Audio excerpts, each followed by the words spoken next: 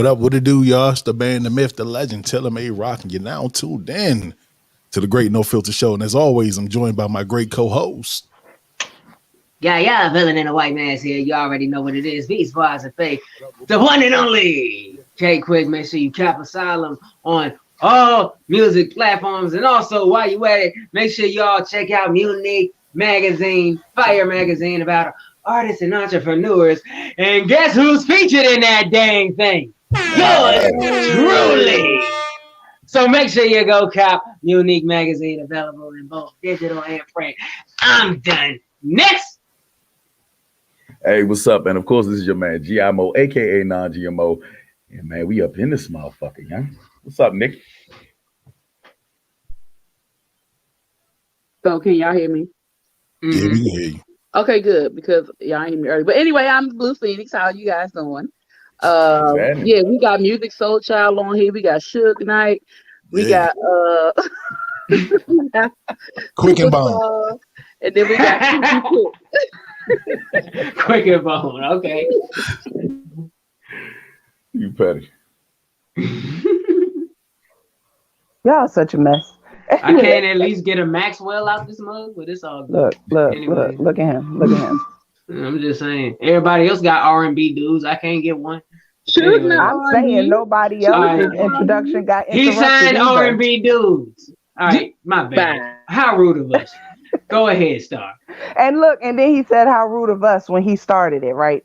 Anyway, I am Just Star. If you did not know, Just Star. Once again, Just Star. Because I am Just Star. Beautiful, incomparable, Just Star. Did you get that? Just Star. Y'all. We so dope, y'all. That's good. Oh, before I go any further, make sure y'all. Before we go any further, make sure y'all cop y'all No Filter merch. I'm actually rocking the hoodie right now. You see that? You Indeed. know, cop that ish. We out here. Salesman make sure ever. you put the website in the thing, okay? So they can get to it. You talking about the one at the bottom of the screen? Yeah, the bottom of the screen. Make sure y'all go to storefrontier.com/the No Filter Show and get your official No Filter Show merch. I'm trying to tell you, if you ain't got nothing with no filter on you, you're lacking. You're slipping on your pimping. You hear me? So what it do, y'all? How y'all feeling? It's Thursday. We done made it through a crazy ass fucking week. Mm-hmm. What it do? What can I say? It's been good. What did you say, Star? Go ahead. I said I had a good day. I took myself to lunch. Hey. That sounds like food porn. That's masturbation. Hey, when they brought it to the table, y'all, it looked like some food porn. I ordered the shrimp and grits from Bus Boys and Poets. OMG. They had the good tomatoes and asparagus, and I was being fat as hell. I cheated on my diet. I had 3 Pepsis. Oh, shit. But it was good. Let me ask you this. Was there any Henny inside of that Pepsi? Or any alcohol? But you ain't drink your Pepsi, right? Nope. You said I didn't drink my Pepsi, right? No, you ain't trying to give you the double dose of diabetes at once. He wants you to die and die. Man. I wanted to feel good. Painfully. That's a shame. God, he didn't ask you, was there any ice? Like, you think you need to douse that down a little bit. I can only drink soda. Well, hold on, time out. When you drink Pepsi, you automatically have to get ice. If not, your fucking throat is gonna burn. Man. Yeah. I haven't drank. I'm gonna tell you one thing. I have not drinking soda in like 5 years. Lucky you. Yeah. You know, I have not. You know, because like it got to for real longer than that. It's been. Actually, no. I really don't drink. I haven't really drank soda in like 10 years, but I tried it sporadically at like cookouts and family functions. But it's to the point now. I'm so used to not drinking it. It's too sweet for me when I try to drink. I have a sweet tolerance, and it's like I can take. Like I tried a Sprite one time at a family reunion over the past like in the last 6 years or so. I took a sip, and that's all I could bear of it. It was like too much. I couldn't do it. And I used to drink soda religiously. So after cutting it out, I can't really believe that I used to drink it like that. It's really terrible now for me. Bro, I'm not into sweets, period. But speaking of food poisoning, I had some of the bombest fucking tacos, and y'all would never guess where the truck was located at. Where we filmed the actual scene at the clinic. Get the fuck. It's literally in that parking lot, Joe. Wow. Like, I forgot the name of the taco place, but you know, when I say y'all, I'm gonna have to. Hey, we gonna have a day where we all go out that bitch. It's our Waldorf, and I'm telling you now, Industrial Park is lit. It's literally behind the where the MVA is across the gate on the back side of that, on the opposite side. And I mean, man, when I say I almost went in there, kissed the lady that was in that joint fixing the food. I was gonna make sweet love to her. I was gonna actually grab her by the back of her neck. All right, bro. Like, very back of it, like just cuff it ever so gently, but then power through with a nice, passionate fucking love making session. Yeah, that's how good that shit was.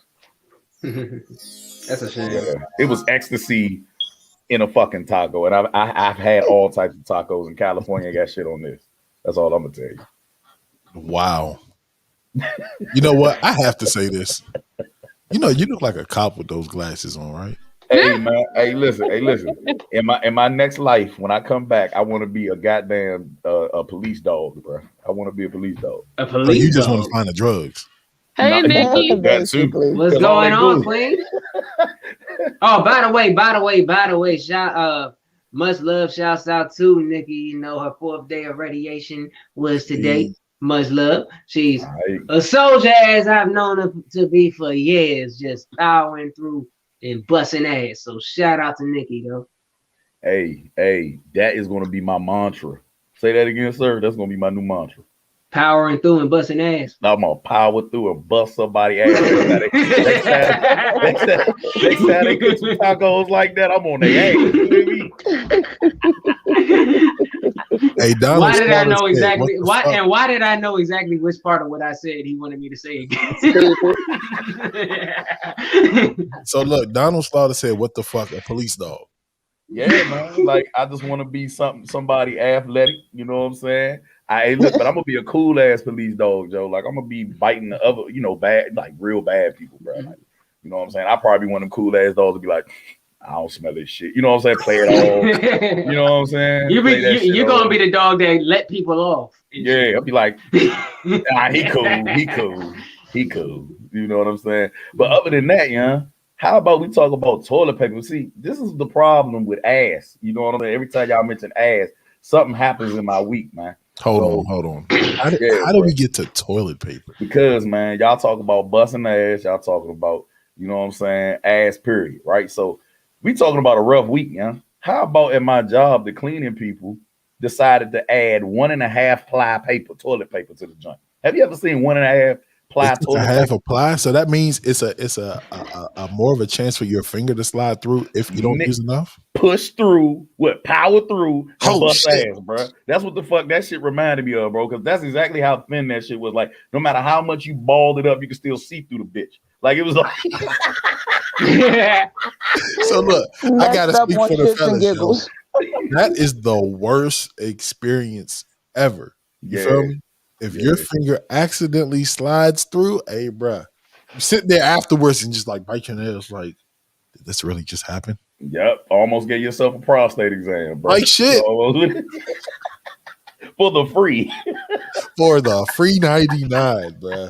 That's horrible. It is, bro. Come on. Horrible. It never happened to you, bro. Look, you're ashamed. It's okay. It happens to look. Everybody gets a little dookie, bro. Every man goes through it one time. Bro, it happens to the best. It happens to the best of them. You know. They be thinking at my job like it don't. Nigga, I used to have to shit over logs and shit when I was in the woods in the military. You find you a log, your partner gotta watch your six while you take a shit over a log. Yo, can I please ask a question? Once again on the No Filter Show, why does the subject of shit and ass always get brought up? And why does it always get brought up by GIMO? I don't think so. I don't think at this time it wasn't my fault. I didn't necessarily bring it up, but you inspired me with the I don't want to take no credit for that, bro. Yes, you did that, bro. You did that for everybody out there listening. And I'm happy that the listeners are agreeing with me. I'm pretty sure Donald is shaking his head like, yeah, fuck yeah. Now, fuck hold yeah. on. I don't want to take no credit. No, fellas, we was being a little bit insensitive when it comes to the toilet paper because, you know, women use toilet paper every single time. And unfortunately, ladies have nails. So, ladies, have you ever scratched your puckered raisin? Especially y'all with the Shanae joints that come out to like right here. Like, how do y'all do it? And if you miss a spot, do you take that pinky crack, you know, the coke nail, and just slide it through and get it and just, you know, yeah, do y'all like use it like a mini shovel and just like, oh shit, with one of these moves like this? Shovel and shit? Yeah. Ladies, we would like to know. We're not gonna judge you. Like man questions. Imagination. No, we don't. Well, I don't get fake nails, so you know, I never had that. Well, I used to have fake nails, but they weren't that long, so I didn't have the nail experience. But I went through the tissue. That means she masturbates a lot, y'all. Star, I know you had some lead press-ons back in the day. What you got? Why you want to do the little fairy noise though? Oh, you made her leave. She ain't want to talk about that shit.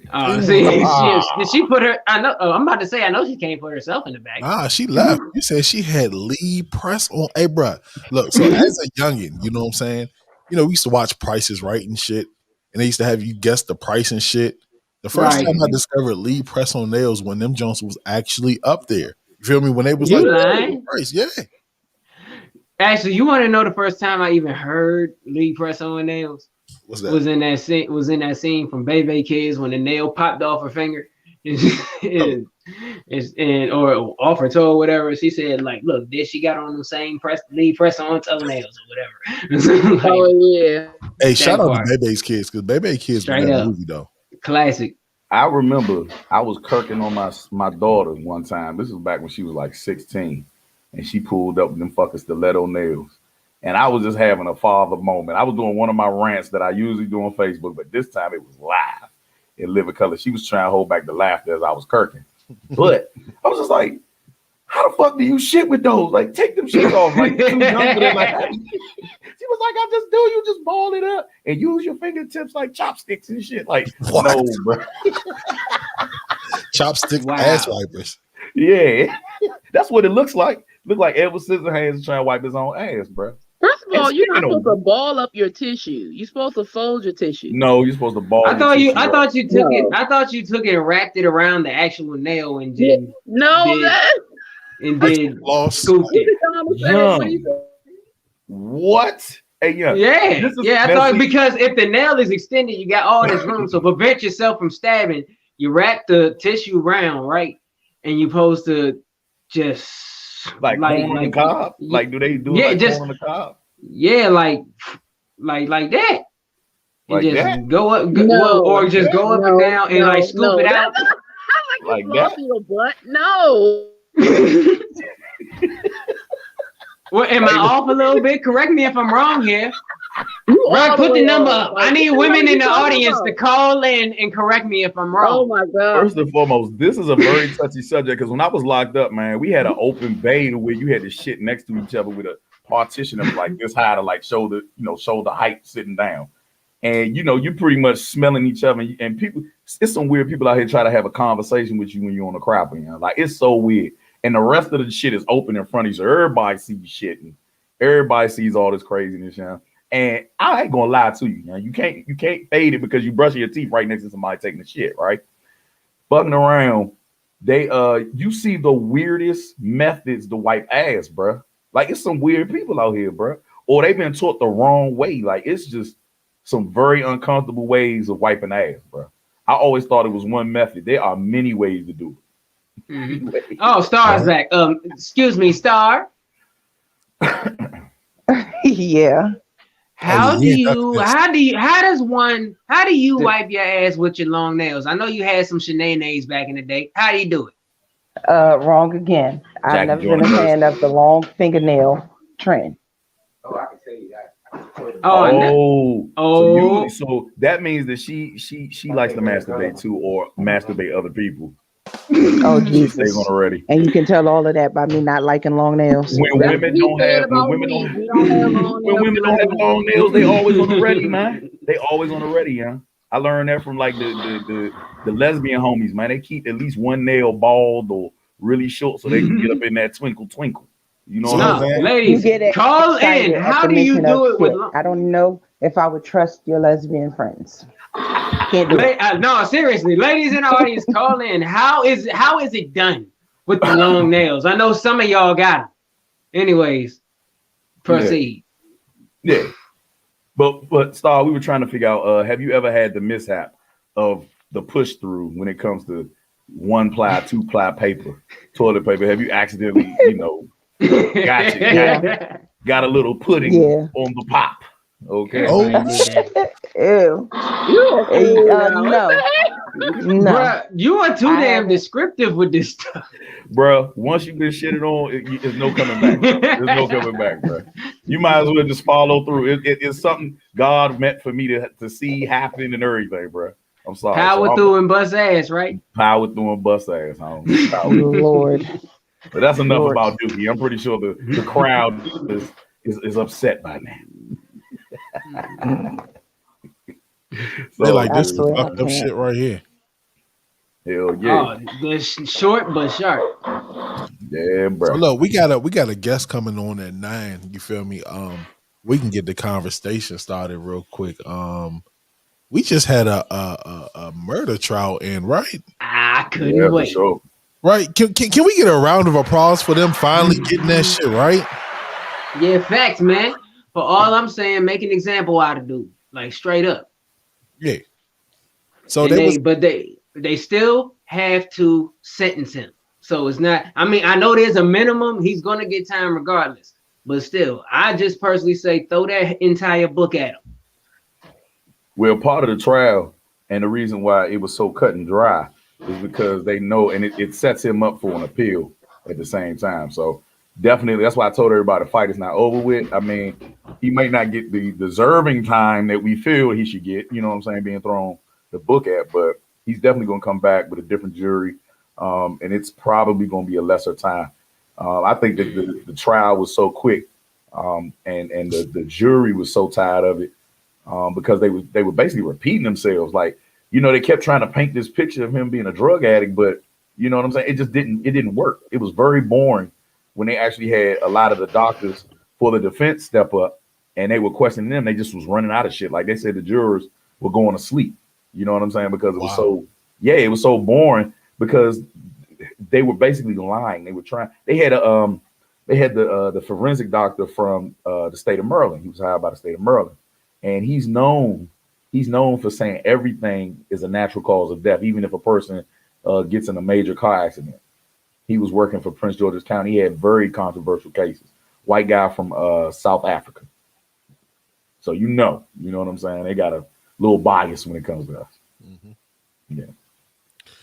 Oh, they got it right for right now. Hopefully, you know what I'm saying, they get the rest of the officers involved. You feel me?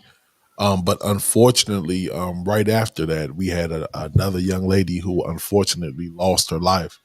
And in this situation, it actually caused even more division amongst us as people. I've been participating in multiple conversations because I love it. You feel me? I love to see, you know what I'm saying, everybody's point of view. And I think our guest's about to be here. You know what I'm saying? So we're not going to really jump into that unless y'all want to start. You feel me? And then, we'll take a break and talk to our guests and get right back into it. For sure. We can wait, man. We can hold the ammunition. I ain't ready to shoot my whole load right now.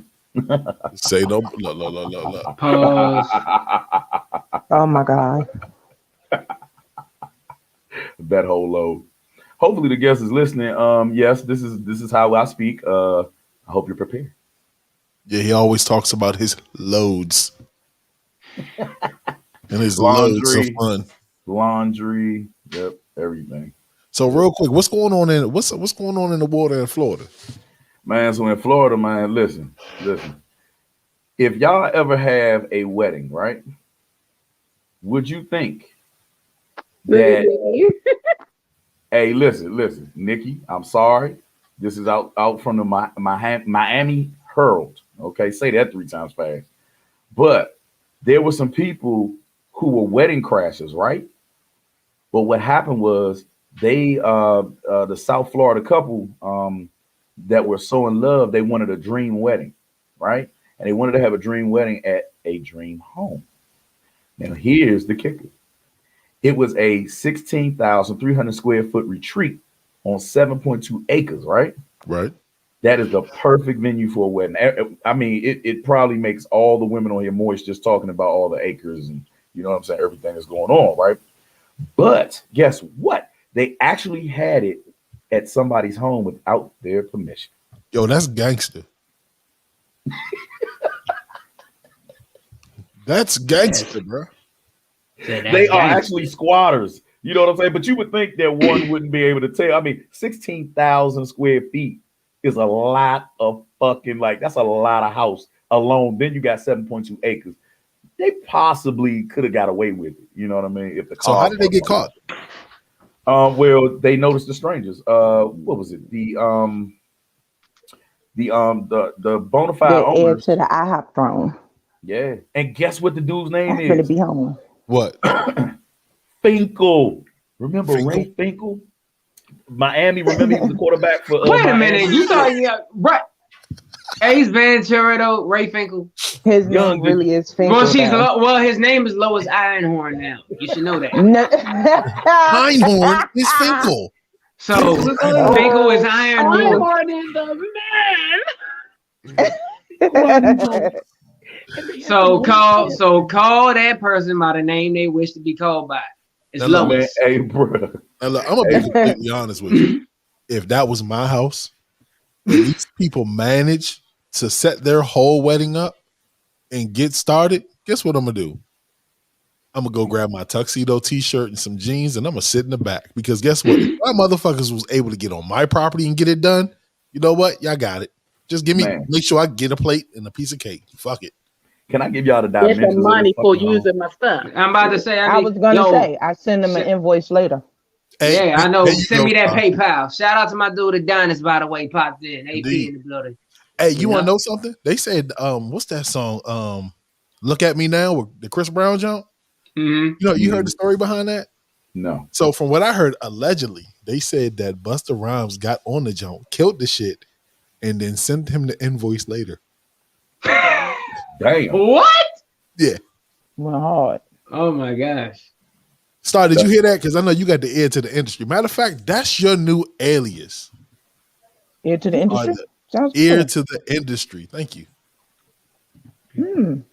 I like that. Give it a horns one time. I did hear that. I heard he initially wasn't supposed to be on the track at all, but he heard the track, liked the track, did his verse, and sent it over like, I'm up in here. Ain't that Who some knows? shit? Uh-huh. By the way, here's my bill. But you want to know something? He really must have brought the song to life. That Chris was like, you know what? Cut that nigga a check. Real shit. Yeah, hey, look, he know I that shit was mean, he going is to a go. living legend. Shit, Adonis say, what's up, quick? Yeah, what's popping, my guy? Yeah, man. But look, What's whole good, team, bro? man, I gotta run down the dimensions of 16,000 square feet. Can you imagine that shit? The house is 9 bedrooms. Guess how many baths? 6. 15. Ain't nobody doing that much urinate. Bro, that's a big ass house. You wouldn't have to run into each other at a house that big, bro. That makes sense. But you want to know what because Mike Tyson had his old house had a lot of bathrooms like that, and he said like, because he never used all the bathrooms in his house. There's bathrooms he forgot he had in there. He said even when he did try to use one, like when you don't use it, stuff just breaks, just doesn't work. So he would try to like flush the toilet and the toilet won't work or something like that because he never used it or whatever. So let me ask you this: when we get rich, you know, we gotta speak that shit into existence because you know, everybody on here on this we doing some major things. And to everybody that don't know, our new followers, everybody who's been following us and don't know, every single person on this screen, every single square, and this is great to say, everybody has something major going on. You feel me? We're a circle full of winners. So if you yeah. don't realize, you're looking at greatness right now. One time for us, man. You know, there was something that I brought up earlier today, man, about, you know, the collaborations amongst us, you know, as creatives in the DMV. You know what I'm saying? And I would wish that one day, you know what I'm saying, the movie realm, the video realm, that, man, people would actually get over the egos, man, sign these contracts, man, get together and let's start busting ass. Let's make this the next Black Hollywood, man. You know what I'm saying? It's cool that we doing our shit. You know what I'm saying? But it'd be beautiful to unify and really get our work out there, you know, as a conglomerate and pool this money together, and everybody has their turn at the fucking table. You dig what I'm saying? I need y'all out there, man. You want to know what's crazy about that? I agree with you. I think it's easier to do that on the film level than it is with the music. It seems like with the music, it's always egos involved. That's why a real solid unification movement never really happens. But in film, you feel me? Like you can do a little bit more. Yeah. You know what I mean? Like I just feel like it's a lot less egos. If everybody play their role, it'll be better. For sure. So with that being said, to everybody that's watching, you feel me? I know what we do, and we with it. We with it. In the words of my brothers, my brother Mo, we with the smoke for shit show. Did I say it right? Shit show, nigga. Oh, shit show. Shit You show. hear me? Shit show. So look, our guest just popped up in the back. I'm looking at her face. She's smiling. She looked like she ready quick. You want to go ahead and give this great intro? Say less, say less. So joining us here on the No Filter Show tonight is a very, very talented individual, published photographer, you know, veteran photographer, one of the dopest photographers in the DMV, a model as well, you know, owner of her own photography company. We're going to talk about that in a second here. I would like to introduce to you all Miss Tionnah McRae. Oh, hell no. Nah. Hey, nah, put her in the back already. She up there looking all photogenic and shit. Put your ass in the back. Don't nobody want to bad. Don't be hating. Don't be hating. What's poppin', sis? First. What was the question? I'm sorry. What's going on, sis? Oh, everything's going good. I had to rush this camera on. Everything's going good. Nice to meet you guys. Nice to meet you as well. Thank you for coming on the No Filter Show. So, what shall we begin with? You want to tell us a little bit about yourself that maybe Quick missed? He didn't really miss anything. Like, I'm a photographer. I've been taking pictures since I was 15. I just, retired out the military, and now I'm just focusing on photography and modeling. So, yeah. Please tell me you was in the Army. I was in the Army.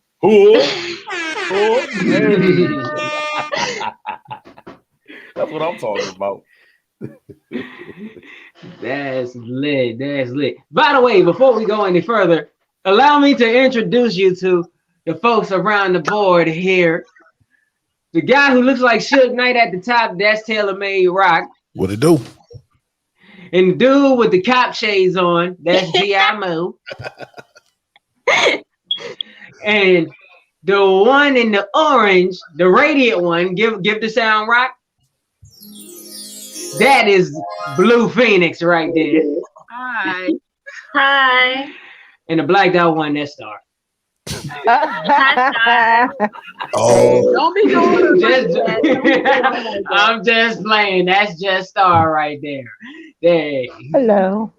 You know she gonna give it to you later, right? I know she is. So let me ask you a question. What made you pick up the camera for the first time? For me, honestly, I've always picked up a camera. I had my first camera when I was 10. Whenever I want to see, I always have like a weird vision of something. And it's like, I'll take a picture and make it look exactly how I saw it in my mind. So that's how I got into photography. I started off in high school, and my pictures were so good, my teacher thought I plagiarized. Like, no joke, I had to bring my camera and my memory card and my mama to school. Jeez. Yeah. So, yeah, that's how good I was. My first picture, believe it or not, with my digital camera was a bumblebee. My second picture was a butterfly. So, yeah. So That's do you prefer the more natural nature based type of shots? Like are you because I noticed you're more in tune with nature. What made you take that route? With nature, Yeah. I don't know if it's because like I'm part native or whatever, and I love nature and hiking and stuff. I love animals. I always did when I was younger. I didn't even tell you this. I wanted to be a veterinarian at first when I was younger. I love animals so much, even crocodiles and stuff. I wanted one as a pet. So I'm weird. Hell nah. But yeah, y'all watched Atlanta, right? Where oh boy, he had a crocodile as a pet. That's what I wanted. But when I was a kid. I only see that with crazy ass white people. I only see I them. love Steve Irwin. That's actually who I grew up with and how I learned to love animals. Rest in peace to the crocodile hunter, by the way. Yes. indeed. So let me ask you this, because I do film and photography as well. So I got to ask you my favorite question. What is your go-to lens? My go-to lens is my Canon 24 through 105 USM lens because it's easy to manage inside or whatever. I don't have to worry about the blur or anything like that or setting up the aperture. When it's like automatic almost when I use that lens versus the other one. That's my go-to. Okay. So would you go on a safari? Because, like, Yes. there you go. See, That was That's that easy. army woman. That's the army for Don't you, bro. judge me. I want to go to Thailand and take pictures on an elephant. oh, that'd be dope. Yeah. You know. I need a photographer though that travels. I'll pay him too. Oh So, shit. so when you set up your shots, you know what I'm saying? Because a lot of people, there's a lot of up and coming photographers, and normally people just pick up the camera and they just start taking pictures. They don't learn the fundamentals. They don't No. learn the First, rule of thirds. So how do you set your shots up? I'll tell you how I set everything up. If I'm inside or whatever, I set it up at 200 and I have the ISO at 100 because you don't want it to be like, I don't know, too dark. Sometimes I have to set it up brighter to like, depending on what lights I'm using. If I'm using my softbox and I'm using a flash, I start off at 100 and then I bring it up more. I think usually when I'm inside, I bring it to 400 on the ISO. So you have to set it up. You have to learn how to manipulate your camera manually when you're taking pictures and everything. You can't just go out flashing. Because your picture going to come out grainy or it's going to come out blurry and stuff if you move it too much or if it's too bright or if it's too dark. I'm so OD, like the color got to be perfect, crisp, everything sharpened. I'm so OD that I will spend hours editing and the picture will look perfect, but I want the color to come out more. So, yeah. So how does that work with you being a model in camera? Well, I have two separate like Instagrams. So one of my Instagrams is just straight photography. I just started getting into modeling recently, but I really want to be more of a photographer, but I also love being in front of the camera too. And I guess like my mom was a model too. And I learned from her with everything such as posing and stuff. And most of my clients are models, so I have to show them how to pose. I guess it works for me whenever I'm shooting them. Some of them no shade, don't be knowing how to like their angles or whatever. And I teach them like to go in the mirror and learn their face, like what angles look good, like how like sometimes like you can't show too much teeth and you look fake. So yeah. But how does one sit up there and judge themselves? Like I think we see ourselves so much. How do we sit up there and find what angle works for us without somebody else's opinion or outside? Well, what I do is I set up a mirror where my studio is at. While they're taking pictures, they can look at themselves and know how they look. Even with kids and stuff sometimes when I do shoots, because you don't really know how you're looking and stuff sometimes. And whenever I do outdoor shoots, sometimes I do bring a mirror, depending on where I'm at. And if there's no security around me, I bring a mirror and just let them look at themselves while, I'm setting up and everything. Wow. So yeah. That's actually dope. I've never heard of that, but that's super dope. But I would, one would think that somebody that's looking at themselves will only pick out the flaws. How do you turn their mind around to be like, okay, I'm handsome this way, or this is how do you know until they actually look at the end result of the pictures that you take? So what I do is, okay, beauty is in the eye of the beholder. Everybody's beautiful in their own way. So what I do is I'll take a picture and I'll show them how pretty I think that it looks or whatever, and show them like, look, this is how you looking or whatever. And then I'll edit it or whatever, however they want me to look. But I know some people are self-conscious. I had a model and she was gorgeous, by the way. She was self-conscious about her lips, and she was like Asian. She was half Asian, half French, I think, and she was insecure about her lips. I was telling her, you look gorgeous throughout the entire shoot. Like, your lips is what accentuates your beauty. So some people, I mean, I'm insecure about some things. I'm not gonna list them now. But I just tell people like what you are insecure about is what brings out your beauty. Like what you think isn't like beautiful is beautiful to other people and unique. Nobody's gonna be perfect. Like, ain't nobody a plastic doll at the end of the day. So Right. yeah. I also make a vision board too Okay. of like how I want them to pose and everything, so they don't look so awkward or anything like that, like, or stiff in the pictures. I'll just show them like a little picture, like look, try to pose like this or whatever, and then I'll even show them. So yeah. What is so saying, seeing as though you were in the military, you took that craft with you. Were you able Um, to apply it in the military? no, I had no time to apply it. My job, honestly, I wasn't even able to take pictures. My job was so OD. Oh So no. I didn't get a chance to really take pictures while I was in. Wow. So you actually had to take a hiatus from your craft. How I many years did did. you take a hiatus from? I was on and off for like 5 years. Sometimes I would just do pictures if somebody asked me to do them. Like, oh, I didn't know you took pictures. Can you take pictures for me for this? And I'll tell them my price or whatever, and I'll just do it. Mhm. But I stopped. I took a break because it was like on demand. Like I had to learn my career, my job, and everything like that. So it was like a lot of pressure with that. And then I think, yeah, it was a lot. I couldn't not. I'm tunnel vision. I can't focus on three things at once. So. Wow. Rock. So, what was the hardest shoot that you ever had to do? Because I know, being in the business, we know all customers aren't easy to work with, especially the ones that are insecure. They don't want to loosen up. So, like, what was your hardest shoot and how did you overcome? I think my hardest shoot, and it was no shade to her, and I did recommend her someone.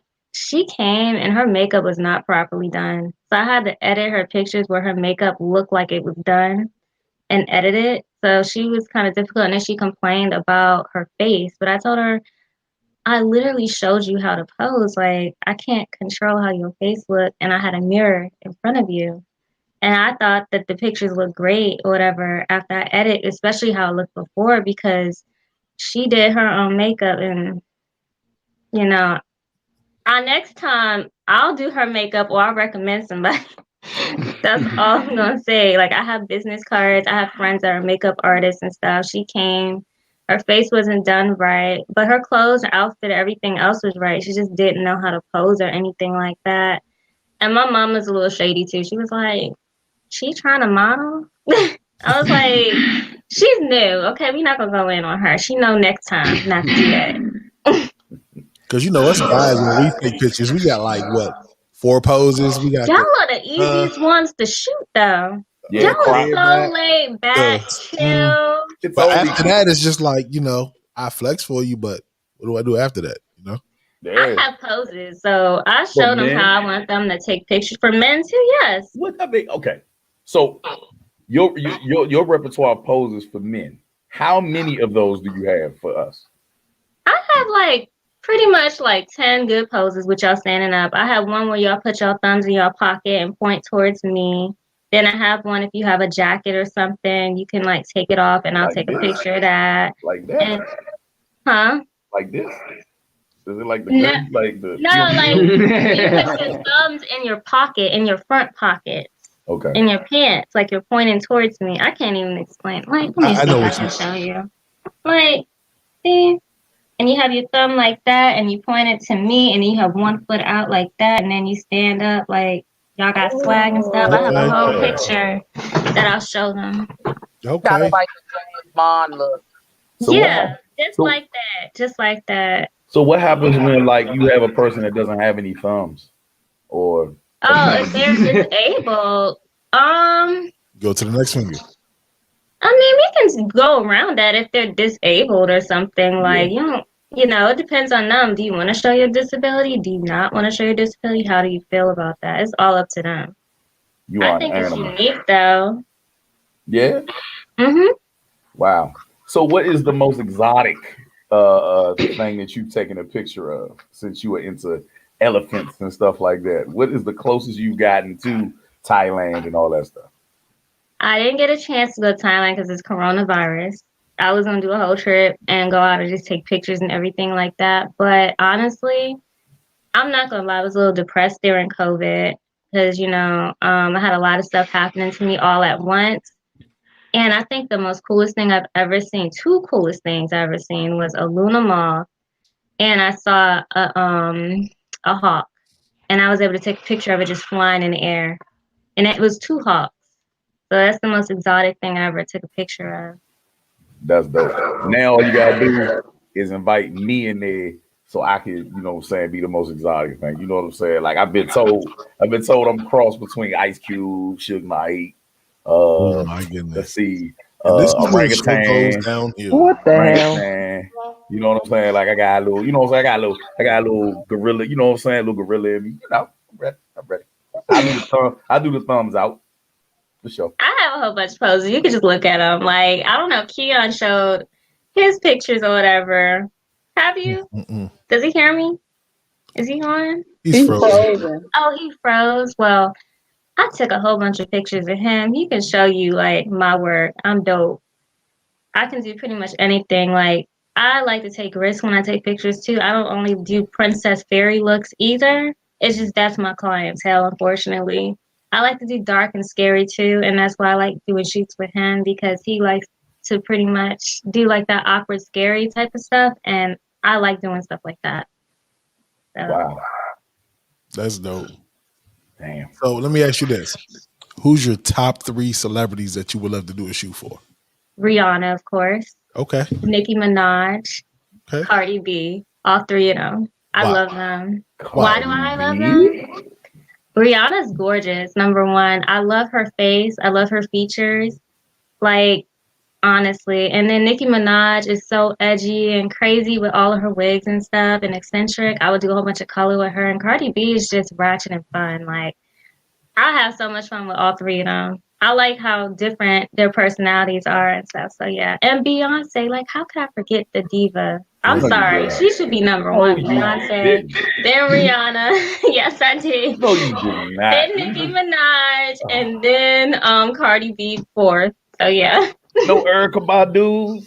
You know, she wild. Erykah Badu is good, too. I do her. But... I like her too. Her vibe is different. Her vibe is different too. I like her too. She probably want to do something eccentric too. So I would want to do a shoot with her as well. I thought you was gonna say Oprah's feet or Whoopi Goldberg's face. Boy. Yeah, I thought you was gonna say something like that. Go ahead. I got no comment. I got nothing to say. I'm not gonna talk about nobody. Like Oprah's an inspirational woman. I love what she did. Some of what she did, I don't Good like. answer. But some of the things that she did to pave our way, I like. Yeah. And Whoopi Goldberg, she looked fierce, and she had some eyebrows now. I like her a lot. I love her movies. Always draw those on. That's okay. Yeah, she can always draw them on. She looks good. She has beautiful skin. Well, Oprah Winfrey is definitely an inspiration for men to go get pedicures. I ain't gonna hold you. It definitely is. When I see her, I look at my feet and be like, God bless me with some decent feet. Wow, Like you I love are my terrible, toes, man. dog. Like real shit. I could recommend her someone. That's all I'm saying. I could recommend her someone. Like we could both go together and get pedicures. Yeah, she need help. She need help. Anybody else? Phoenix.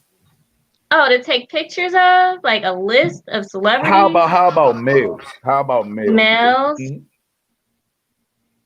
Jason Momoa. Let me see. I guess Drake. Well, no, let me scratch him out. Who's cool? I like J. Cole. I want Dang. somebody who's edgy and different. I don't care for some people, but I like their look. Like they look crazy and different. What about Andre 3? Andre 3 3, yeah. stacks. 3 Yes, stacks. I want to do a shoot with him. Hey, since you say different, would you do a shoot with Marilyn Manson? I don't know. I'm a Christian, yo. Okay. But he's already over the edge, so that'd be kind of more That's like edge right there. That's edge. I'll take a picture of him, but I have the Bible next to me too. So I have another question for you. It's more of a serious question. Mm-hmm. With technology changing, and I'm always the one that's going to throw the crazy questions at you. With technology changing, right? Mm-hmm. How do you feel about a regular camera versus an iPhone's camera or a cell phone camera? Because these actual device cameras on these devices are actually like elevating to the point where you can do a lot more. So do you think that, one, how do you feel about it? And do you think that it's causing our industry to be watered down and saturated? I kind of disagree because it depends on I'll admit the cameras are really dope and everything like that, but it's nothing like a mirrorless lens and a mirrorless camera. Like if you look at my pictures and compare it to an iPhone camera, like it's a difference. Like you won't see nothing behind the person when I'm taking pictures. It's completely blurred out. The only focus is going to be on the subject. So, but I think that it can be an effect. Yeah, I think it's good. Like if you want to save your money and stuff, you don't want to spend so much money on photographers because some of us are really expensive, and I'll admit some of us are ridiculous. But they're kind of ridiculous because they have a name for themselves, so they can be ridiculous. But there's a difference with camera phones and just DSLR and mirrorless camera. I'm gonna get a mirrorless camera soon though. Those are really dope. Okay. Have you ever like done the food porn shoots, like, you know what I'm saying, like commercially? Have you done like, you know? I want to. Mhm. I'm gonna start. I never did those. I usually just do models or I'll just do like regular family shoots. I'm gonna start doing events soon, but I always wanted to do like food porn and stuff because I look at the videos and I'm like, yo, I want to do that, and then maybe I can eat the food afterwards. Oh nah, see, Nah, most of that food is most fake. of that Don't is do fake, that. nah, Please don't. it's hold on. So now I gotta break your heart. So it's real, it's the real food. But what they do to it to make it look the way it looked, like don't you know how when they use the pizza, like and they put it in Oh the sauce yeah, they grease, do put makeup on food to make it look more appetizing and stuff. makeup and glue. It's Oh part of that is glue. That's yeah. how they get it just to stretch like that. Yeah, So they use the ice cream, the slime, it's all types of yep. stuff they use. And Maybe guess they can what? give me a fresh that hasn't been glued or anything after I've done the shoot. Yeah. Don't do it for Subway because they actually took the fake food and put it on the goddamn in real life with all the rubber in the bread and all that I stuff. don't like Subway. Let me just say this. Let me say this. Stay away from Subway. I got food poisoning from them. I only go to Jimmy John's. Like I have never been so sick. What about Jersey Mike's? They're pretty good too, and Firehouse Subs is good because they give military discounts too. So I ain't gonna front. When it come to subs, Wawa's be coming through in the clutch. Wawa too. Wawa's good too. Especially when you want to go and you need to eat something real quick. Straight up. Nah, hold on. First and foremost, when I walk into that place, it's usually a gas station. You're usually out of town, right? For the most part, right? But you got to check and see how many teenagers working behind that goddamn counter, man. That's true. I don't go where there's a bunch of teeny boppers at, Joe. They have no care in the world. They already just I hate invulnerable that to word, bro. disease and everything. Teeny They just boppers. trying to bro. get That paid. sounds so. That They does just sound trying to hella get wrong. paid. I was a Teeny teenager. boppers. I didn't give a shit. I don't know about y'all sandwiches, but the only sandwich that I would give a shit about was the one I made at the end of the night. You understand what I'm saying? True. Well, I'm not. Well, I ain't going front. I've been to all these places, and there's how do you call them teeny boppers? They work at every single one of them, so you got to take the precaution everywhere. Hey, look, Quick just saved his ass. Quick said, you know what? He don't want to be recognized. Like, you know what? Y'all was talking about the teenagers at the on the show. Man, spitting his food. They gonna be like, oh, he stuck up for us. He all right, let him slide. The They rest cool of with them, me too. Like my little sister is very thorough and stuff. She's not a teenager no more, but she's very thorough when she was. Well, you know what? I have learned that it's hit or miss with these establishments. You know what I'm saying? But for real, thank you, teeny boppers that that do take it serious. Can you please stop calling them that? yeah, it sounds like young They police. have to be called young adults, whatever. Like that's what Just I stop call calling them. them I call that. them Am I gonna young get- adults, Eh, young little adults. That's what I call them. Am I going to get canceled because I called him a teeny bopper? God damn!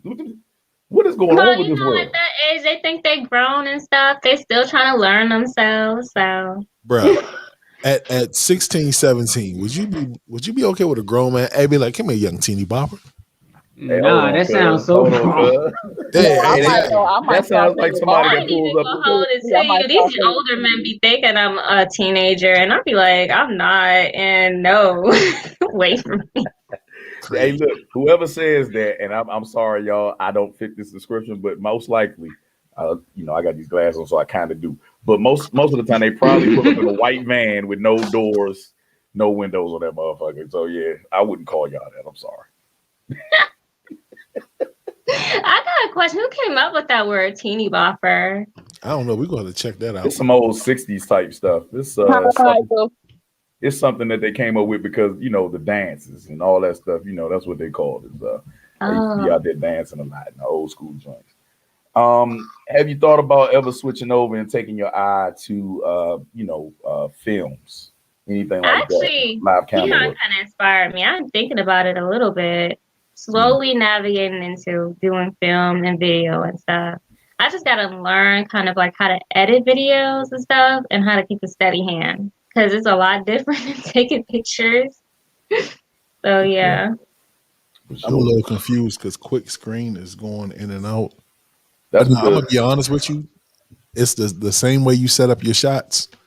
You know what I'm saying? With your photography, it's the same thing. It's really not that hard. And when you move, you just gotta move tight movements. And then you got gimbals and stabilizers. It's really not that hard. Yeah, I need to buy a stabilizer too. So check it. They actually start a manual stabilizer starts roughly about like $89. And all it is counterweights. And then, you get up to the motorized ones. They start at about roughly $300, $400. But Ronin makes very good gimbals. I definitely recommend them. Let me write that down. The brand and everything. See, that's what we was just talking about, the networking and everybody coming together and sharing knowledge and building and working together. So everybody that's watching, not only do we talk about it, we preach it, but we actually do it. so. Okay, so what brand is it? Ronin. Ronin, like RON? RONIN. IN. Okay. I'm gonna have Quick send it to you. Okay. Mhm. I And can while- send y'all, if y'all are into photography, some good strobe lights and stuff, like a good brand to use and a remote for it too. Word. So I like to use Godox for my flash. Like it's a big difference. That's another thing. Like if you compare a phone and using the camera with all of the equipment we hook up to a camera, it's still not going to precise the same image. Like I use a strobe light as well when I do certain shoots and stuff, and it makes a big difference when you take pictures. Like the lighting will just focus on the subject and then it'll darken out the background when you're taking pictures too. That is what we call magicianry. You are a Wiccan. I mean, a witch. Excuse me. Oh, Yeah, she just fired me because I'm gonna tell you when I first got my first camera though, she's the one who taught me how to use it. Yeah. I ain't gonna hold you. Like when it came to, she took me on my first nature hike as a photographer, like shooting and so on and so forth. And like, yeah, like when I say she's like the dopest photographer I work with, I'm not lying. So, have you been able to hit the streets lately? I know, with all the protests since the pandemic hit, have you been able to get like personality shots, street shots of people, Yeah. and been able to interpret it? You know what I'm saying? Do you have a?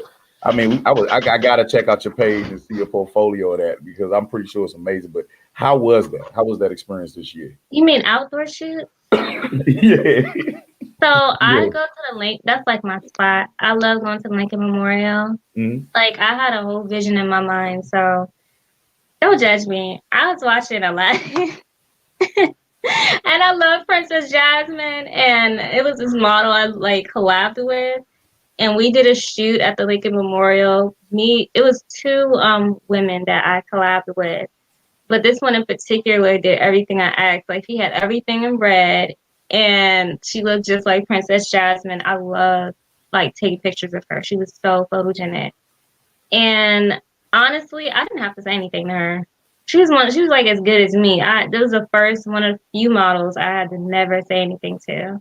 That is So dope. yeah, I love taking pictures outside because with the columns and stuff, you can make it look like it's a castle or anything. Like when you're taking pictures and stuff. Hmm. So yeah. That's dope. That's dope. So we never really got a chance for to really explain where you're from. Where are you from? I'm from the Maryland, DC, Virginia area, but I live in Maryland right now. Okay, okay. And how's your experience been in this area as far as business wise? Has it been more complaints than success, or It's like? been success. It's just that I've recently am taking a small break from taking pictures and stuff Mhm. right now, but it's been success or whatever in this area. I haven't really had any complaints or anything. Everybody loves their pictures. I think I wouldn't call it a really bad experience. It's just that she was a new model and she just didn't know, like, oh, I should go to a professional to do my makeup or like get somebody to do my face professionally. So, my face will look good, like not blotched in the pictures. But I just had one bad kind of experience.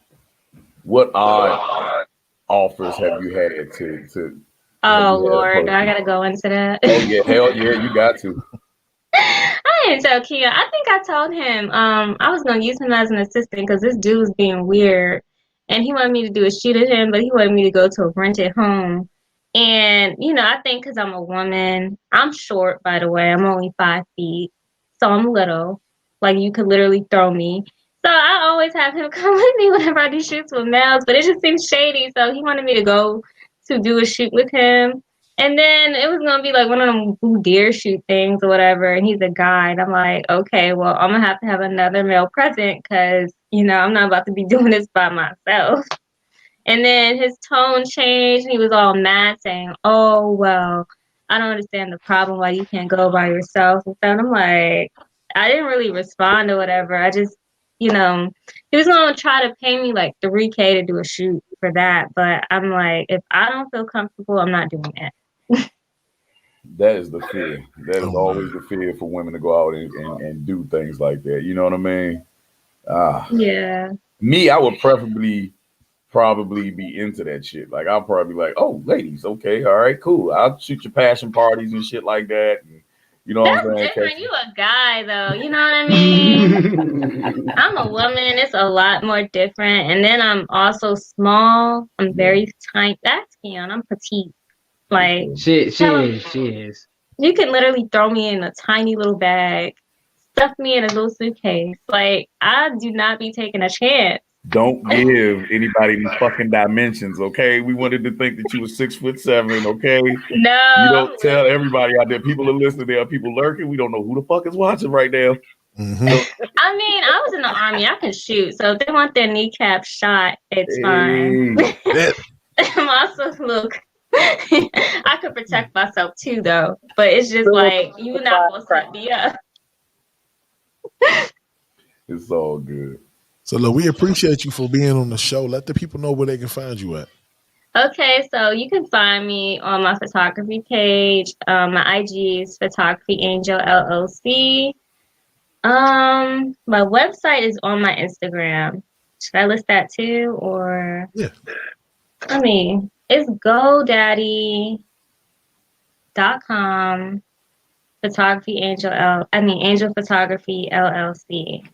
But it's linked on my Instagram. So Okay. yeah.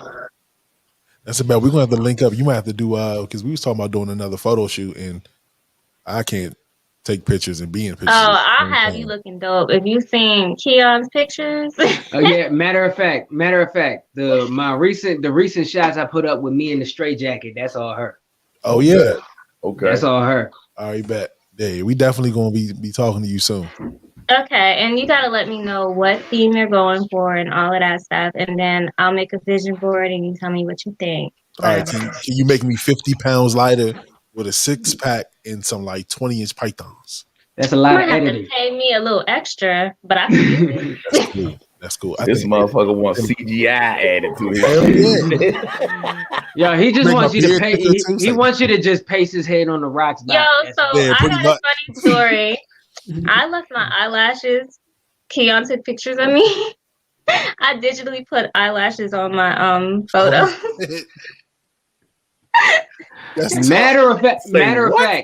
Matter of fact. The photos I sent you guys to promote her coming on, those are the photos she's talking about. Now I gotta go look at them. You can't tell they're digitally altered though with the lashes. Cause I told him, could you tell? He was like, I'm But I like, really? You should have just did. you could. Was it? I was like, was it that serious? Did you have Yes, to put it was that eyelashes on serious. yourself? What is it with eyelashes nowadays? What is I the deal about it? left my lashes at home and CVS was closing away and I was not trying to be any later than I was linking up. So I was like, look, I'm just gonna digitally put them on. Wow, what the fuck? Yeah, you dog. good. She, like I said, she's a monster, dog. Like I say, when I say she dope, she's fire, yo. Yo, you're good. I'm scared because that means people can be out here catfishing. No, They do. Well, no, But that's why. they asked me to do it and they paid me. I'm doing it. Like they hire people to edit, get rid of everything. Like I can get rid of cellulite, everything, airbrush, all of that. Sound like you got some work to do with you. That's exactly why I'm glad I do not date in this generation. I'm glad I'm engaged. I'm glad I don't date in this generation. Because on the second date, we go into the swimming pool. You swimming and all that stuff is washing off. Same with the men though. They be wearing lace fronts now. They be wearing lace fronts. You know what? Spraying Too much of their a man hair. to do that. And they be wearing the lace. All right, so, yo, that's the next challenge. G.I.M.O. and Rock are going to get male lace fronts. We already said that. He said he not gonna fade it. I said No, we he might as do. well go ahead and do the damn thing. Let's Nah, I'm gonna get something crazy. He's talking I'm gonna about get getting something lace retarded. fronts and going around my in-laws. My in-laws are brutal. Bro, who gives a fuck? Oh, what, they going to fry you, dog? Bruh. I told you about when I first met them. So, all right, look. So, of course, I'm always the light-skinned one in the group until I met these great people here with me, right? So, when I met my wife and her family, you know what I'm saying? I met her through her best friend. Well, her sister, which is my best friend. So, I said, look, here's the joke. Tell them that I'm white, right? Oh my God. No. Oh my I God. walked in the house and all of them was sitting on the couch waiting for me. I'm talking about they was going to cook me. I walked in. Her mother said, "Nigga, who the fuck are you?" I was like, "Nigga, you ain't white." And then everybody just got up and walked off. Nobody said hi. I'm like, damn. I've been in the family ever since.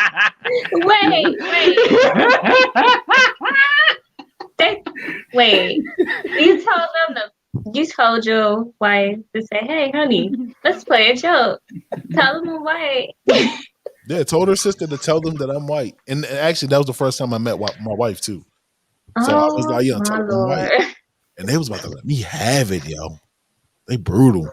They good people, but they not the people that you want to be, I'm wearing a lace front, bro. I don't look, I tell you this. There's nothing wrong with that. I'm wearing one right now. Look, you're a woman, though. I'm You feel for me? it. I'm doing it as a joke. I ain't Right, so really she And trying it to walk looks around good. with that shit. They make them look, I low key can probably be one of them stylists. I can lay a wig real good.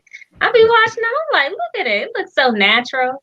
Man, look, I'm DMV Suge Knight. I can't just all of a sudden pop out with dreads. Bruh, you good, bruh. You ain't gotta pop out with the dreads, but you can pop out with like the Prince lock. You know what I'm saying? The one Nah, little bro. joint. If I'm gonna do it, I'm gonna be OC. I need the dread. I need the dread. Man, Bun Jones, bro. If I'm gonna do So it, you should gonna be gradually do it. You mean should start off with like a little bit of hair to make it seem like it's your hair, and then get more hair added to it, and then do the dread thing. Then make the dread slowly get longer and longer and longer. you know what? Quick, He you're gonna not go about to from- sit up here and cheerlead this. I see this. Nah. Yeah. No, you gonna go from Suge Knight to Suge Marley. Hey, no, I'm going straight there, bro. Fuck it. Lace fronts, give me some dreads.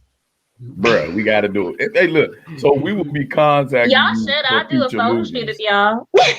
That should be funny, bro. I do it with the You gotta dread. do that. So GMO, are you gonna have the Rick James pop off when you do yours? Oh, yeah, Nah, you my definitely face need is some not. My face is not built for Rick James style. You know what I'm saying? I had the locks for years. I just cut them off. So no, I don't think that I'll be doing the bang in the front, cause I'm not a All right, bang so look. guy. Okay. Nah, you got to do the kid and play. Hey, no. That's what we need. Since you want to do this, I do the dread. Nah, If you bruh. do you got to do You want to the walk around looking like a motherfucking microphone stand and shit. Oh, Duncan. Fuck you. Hey, yeah, no, I'm not doing that, bro. No, I probably get. Hey, look, anything's better than what's my man name, the light skinned dude that was in that. Anything's better than any Tyler Perry lace front. That's true. all I be know. like, Oh, wow. where do you get your wigs from? No, the way he had dude, the way he had dude looking in Fall from Grace was terrible. My It looked like God. he had boxing headgear on, yo. You know what makes me mad is that he's in Atlanta and they're the best hairstylists in the world, and you still manage to get horrible wigs. I think that's his thing. I think that's his MO to actually make people talk about it, like because everybody knows it's bullshit, but they Bro. still addicted to it. The only thing worse than Old Boy's wig in that movie was Tyler's wig in that movie. Oh man. Hold up. Who was the dude he played the hardcore dude? When he was the police, the detective. Alex Cross. Alex I actually Cross. thought that movie was cool. I actually thought that was cool. Hey, look, no, because all I kept hearing was Medea about to come out. That Medea was about to come out like shit, yo. Hey, whole T, yo. Yeah, that's why I can't take him serious. Like in any other role, all I hear and see is Medea.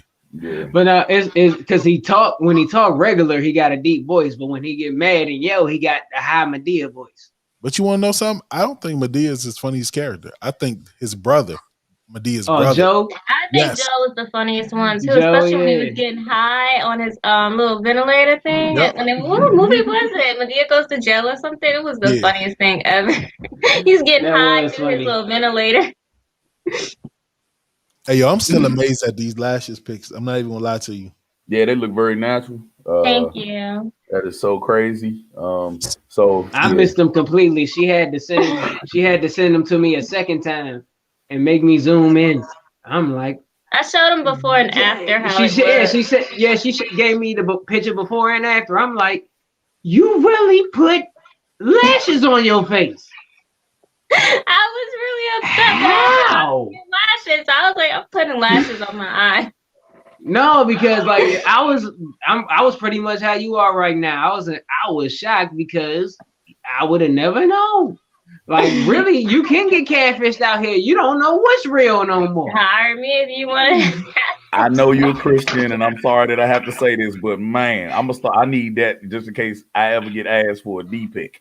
I'm just saying, I'm gonna add so many so many veins. It's gonna be crazy, bro. So I'm blown because I step away from the conversation. Come back to He came back on that. Hey, look, my shit gonna end up on the front page of Playgirl or something. Bro, I'm about to put you in the back. He is so vain. Put him in the back. Put him in the back, dog. Like a roadmap. So look, everybody in favor to put him in the back. It's so handsome. It's so beautiful. Bye, bro. No. Right.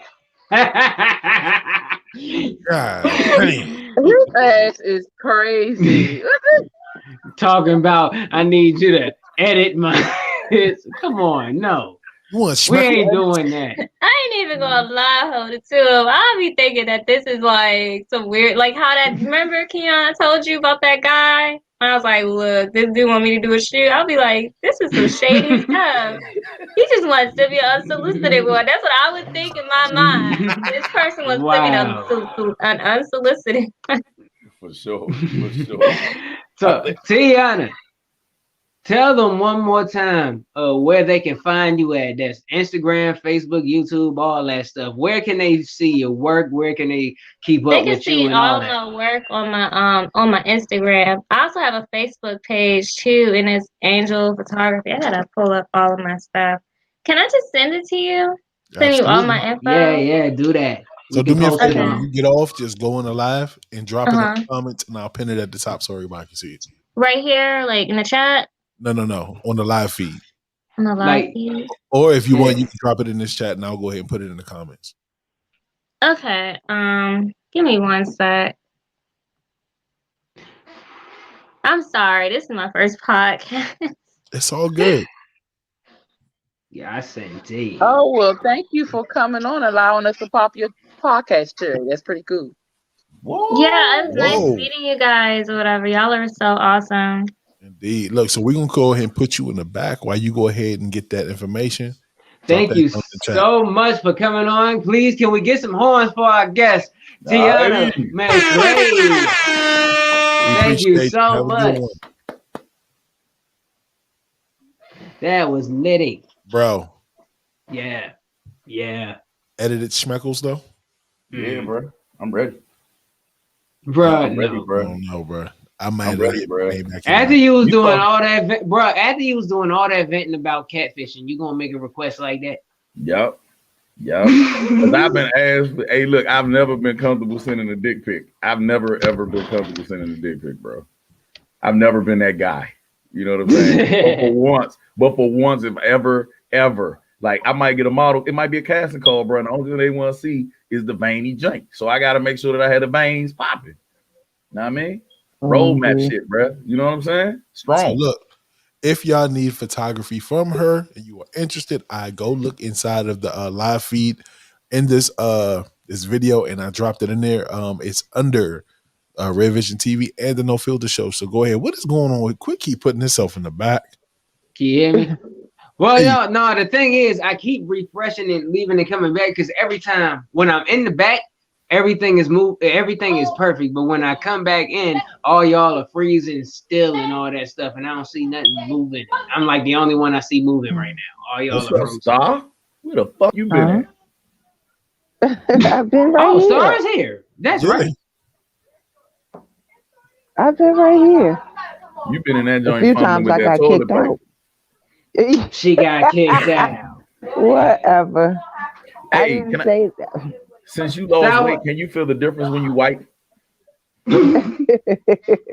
That's a Yeah, good there's a question. difference. Oh my God. She don't gotta reach. It's less of a reach around, like she reaching around like a planet. You know what? Oh my We're God, gonna get you so off my ass. stupid. Okay. Oh, let me tell y'all what crazy thing happened to me today. Okay, so I have a home phone, right? Somebody called my home phone saying, "Is this Louisa?" Only people that knows Louisa on that home phone are telemarketers, and I guess my mama. Okay, so I was like, "Well, who is this?" And she said, "Well, I'm gonna call you back because I can't hardly hear you." I called them. I get the number. I call it back. They don't answer. So then next thing I know, the phone rings again, and somebody's like talking, and Layla answered the phone. Y'all know Layla. Layla answered the house phone. She's like, "Hello."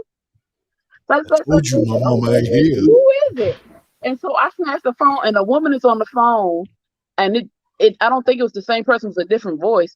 And she was like, "Yeah, because such and such, and I found your phone number in my man's phone." And I was like, "Hold up, ma'am, what's your man's name?" She said, "Demetrius." I only know two Demetriuses, my uncle and my cousin's baby father, and I don't talk to his ass. And now one of them got my house phone number. I said, "Look, this is my house phone. You can't text on my house phone, sweetheart." She was like, "Oh, okay," and hung up. What the fuck was that? Right. And so That'll be I'm it. still trying to figure out who What the the hell? first person was asking for Louisa, because it was two separate voices. I'm like, what the hell is going on? I don't know. So My hold on. whole I don't know. You got a stalker. Apparently, So I have two breaking news for us. The Chicago police shoot the suspect in a 7-year-old girl's murder during chase on the I-290. The girl that got shot at the what was it, the McDonald's? Right. So I guess the police were in pursuit and they shot him. I don't know his condition right now. I'll keep you posted as the updates come in. And then also, unfortunate news: Digital Underground's Shock G dead at Dang, 57. man. You are lying, bro. He was Humpty Hump, 57. man. Humpty 57. Hump. Man, see, yo, 57? they say this stuff comes in threes. We lost X-Man, we lost Black Rob, now we lost Yeah. Shock G. Mm. Dang. 57? Yeah, And all these guys didn't know are he was that young, old. dog. I didn't know he was that old. yeah. I thought Shock G was he may have just hit about 50, 54, something like that. Maybe. They say they found him dead in his hotel room, according to his father. Damn. Now you know what's You my gotta look at favorite memory. Y'all remember this movie that they appeared in? Where these guys got pulled over it and this crazy ass judge and his nose looked like a dick. Like the joint was like stupid funny. Like, yeah, I gotta find it. It's with Dan Aykroyd. Yeah, that jump. Yeah, So I forgot the name of that. Digital Underground got pulled over and shit. And the only reason why they got out that shit because they performed the song and they had Young Tupac on there, everything. You know what I'm saying? Like that's like All around the world, the same song. Hey. Exactly. That was my shit. You know what I'm saying?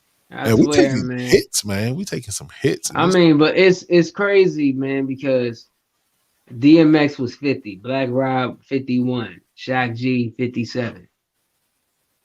I mean, dang. Yeah, it's an unfortunate thing. You know what I'm saying? I always try to bring to the forefront, and I always try to tell women, like, can y'all leave us the fuck alone, stop stressing us? Because 57, young, like, come on, man. That ain't a lot of life. You dig what I'm saying? Stop stressing our asses. Leave us the hell alone. Now, why you like arguing with me? You always got to say some wild shit. Nah, man. Women it's ain't got real nothing to shit. do with y'all passing away early, so cut it out. It do, man. Y'all be stressing us. That's why y'all always live long and shit. That man probably was escaping. He probably got tired of sleeping on the couch or some shit and ended up at the goddamn hotel. Look at you. Whatever. You just made up a whole story. It's called embellishing. I did what I did. I said what I said. At least you admit it. Yeah. Now, before we went to the break, we were talking about the actual shooting of the Ohio girl, correct? right, but hold on. I have a fucked up confession. And y'all gonna laugh at me. So of course, I just turned my screen off, right? Mm-hmm. Wifey poured me a shot. Good. As y'all know, every Friday I have Under the Influence podcast. My bar was pretty stocked at one point, right? Yeah. I'm down to the last of the momos. And guess what's left up there? Devil's cut. I wish. Monkey shoulder. I fucking wish. Oh, it's got to be some bullshit women shit. Like, No. It's some unk shit. oh God, not Naughty head. No. Manischewitz. I wish. I would take some naughty head right now. Not Manischewitz get you messed up. You got somebody bombing your camera too, Weezy. Bro, I'm about to blow y'all.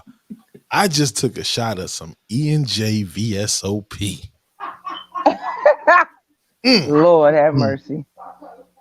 All I'm going to say is this. Kids do not drink E&J. That shit still gives me the Jerk and shit. jerk. Your stomach. Man, what? That's better than Christian Brothers. I tell you that shit. I remember we used to buy that shit. Oh God. Hey, look, so shout out to my father and my uncle. RIP to my aunt. They used to get off every day, and they were some cheap drinkers, drinking a case of Milwaukee's Best. They buy, Yeah. you feel me? And some fucking Christian Brothers or some E&J Zena. Hey, look, pray for me. I hope I don't die. If not, y'all know why I died. Drinking that nasty shit. Yeah. But yeah, let's get away from that because I just like these cases, I got a bad taste in my mouth, and we got to get this shit out of the way. Yeah, no bullshit. Let's go and deliberate, man. He's guilty. He is guilty. He is guilty. He is guilty. Not as guilty as he should be, but they did. Of course not. But we ain't gotten to. They have not gotten to sentencing yet. But he's guilty. I say make an example out. I think GMO froze. No. All of y'all are frozen to me. No, I've dealt with it. You can't see my eyes blinking because I got the glasses on, so I might be. Yo, this is weird. Hold on, whoa. See, now I'm mad. The people that be or the higher ups, they trying to stop us from talking about this shit because they know we dead on with it. Hold on, there you go. Let's get it. What the hell? I'm about to say. All right, so all of y'all were frozen to me throughout the whole segment when we had Tionnah on and before. Now y'all unfrozen. I don't get it. Dude, my screen just froze too. I had to minimize and come back. I don't know what the hell. No, Phoenix. For the longest time, your screen was frozen like this. For real? Why you ain't saying that? And Rock, you look like this. The fuck was I doing? I don't know. GMO was the only normal looking one. He was just. Look, that's because he got glasses. His eyes Damn straight. But Phoenix, I don't know why you was up. I don't even want to know what was. You were laughing, but it was frozen like this. I was like, it could have been. I should have screenshotted it just so I could show you all the evidence later. But anyways, I digress. Anyways, back to the discussion at hand. Say it one more time. You say what? Say it one more time. Start from the beginning. Okay, I'm gonna do this right. Give me 1 second. Guilty!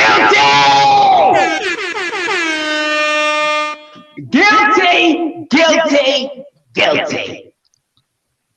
Okay, so he was charged with second-degree unintentional murder, third-degree murder, and second-degree manslaughter. Mm-hmm. Do we have the time that those crimes that he may serve? I think I want to say the max was 40. Okay. Yeah, which is pretty much life for a guy his age. So let me ask y'all this. How many years would justify for you guys? All I know is if he was black, they would have gave the brother 3 life sentences. Yeah. I think it's a brother that's doing time now. Remember, I think we reported on that when he shot the white lady that was approaching him with a knife.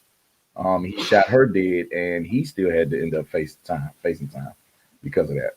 And she was actually pursuing him with a knife.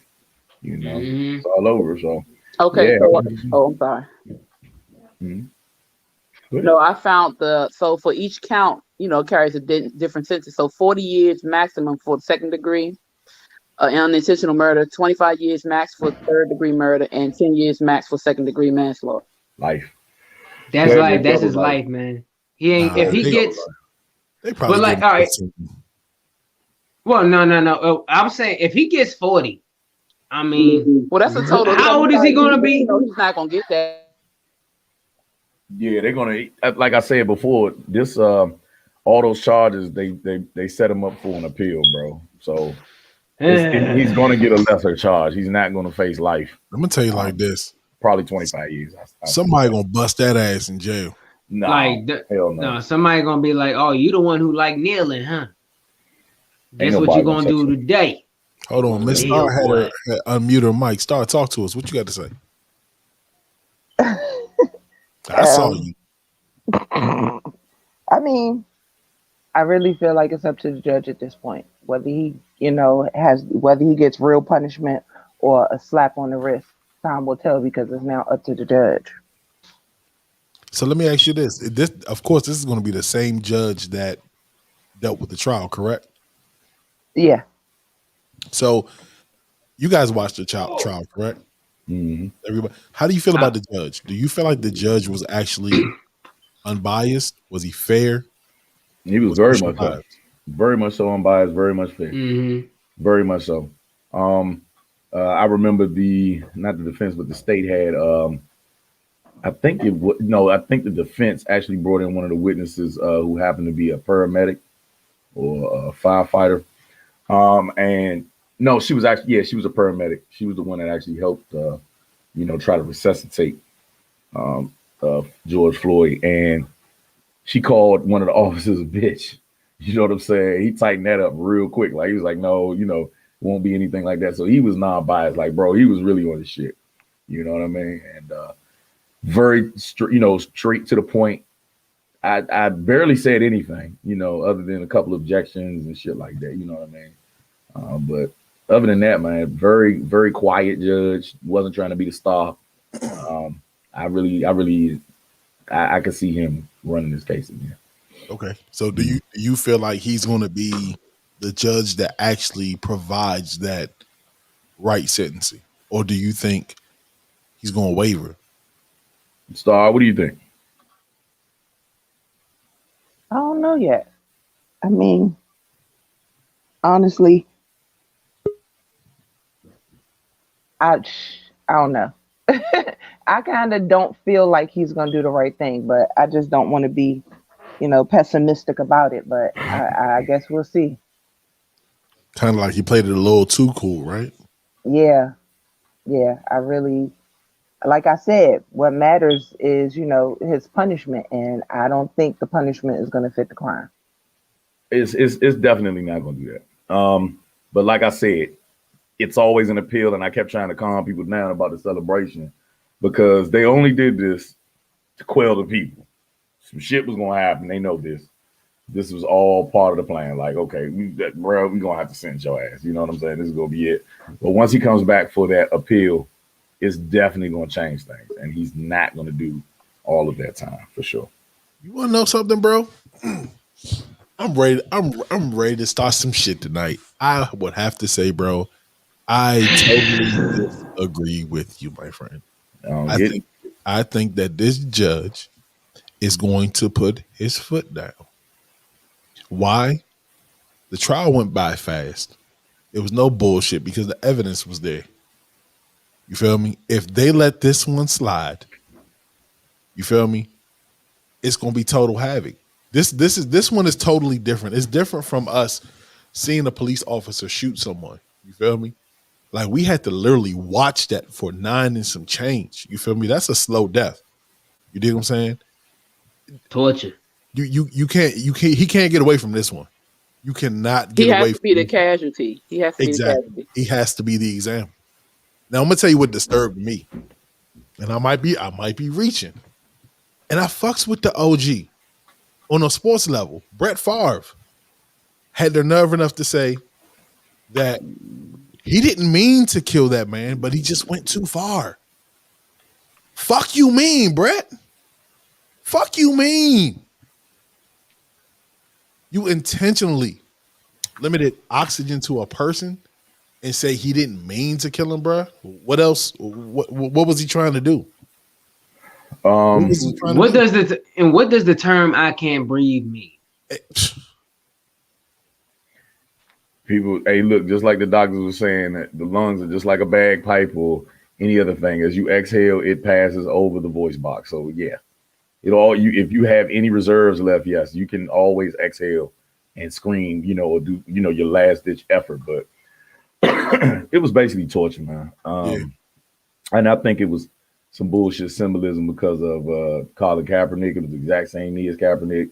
When you get to those real funny ass Midwestern states and stuff like that, man, that shit is so crazy out there, and this is stuff that has been going on for a while now.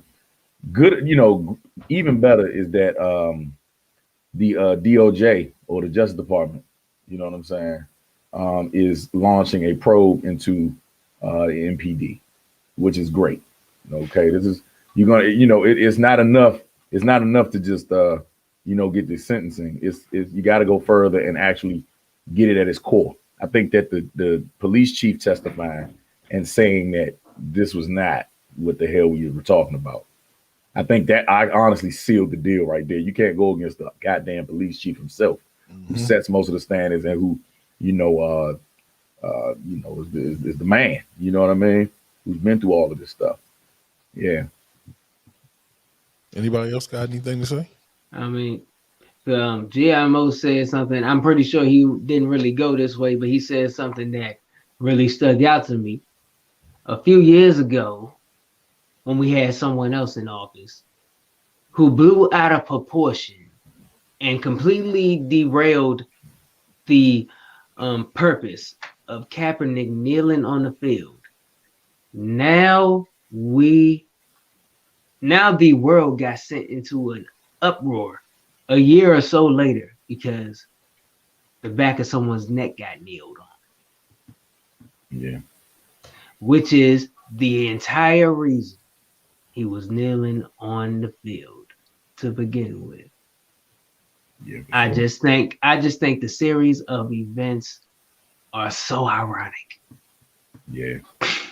Now So let's get it ironic. really It's a cracking. mindfuck. Yeah, a Star, Phoenix. Let's Mhm. get this shit really popping because this has been a bit, you know what I'm saying? I think this is, really where we were getting ready to go with this. So it's time to spin the block on this one. The young lady in Ohio. Let's get it. Okay. The young lady in Ohio.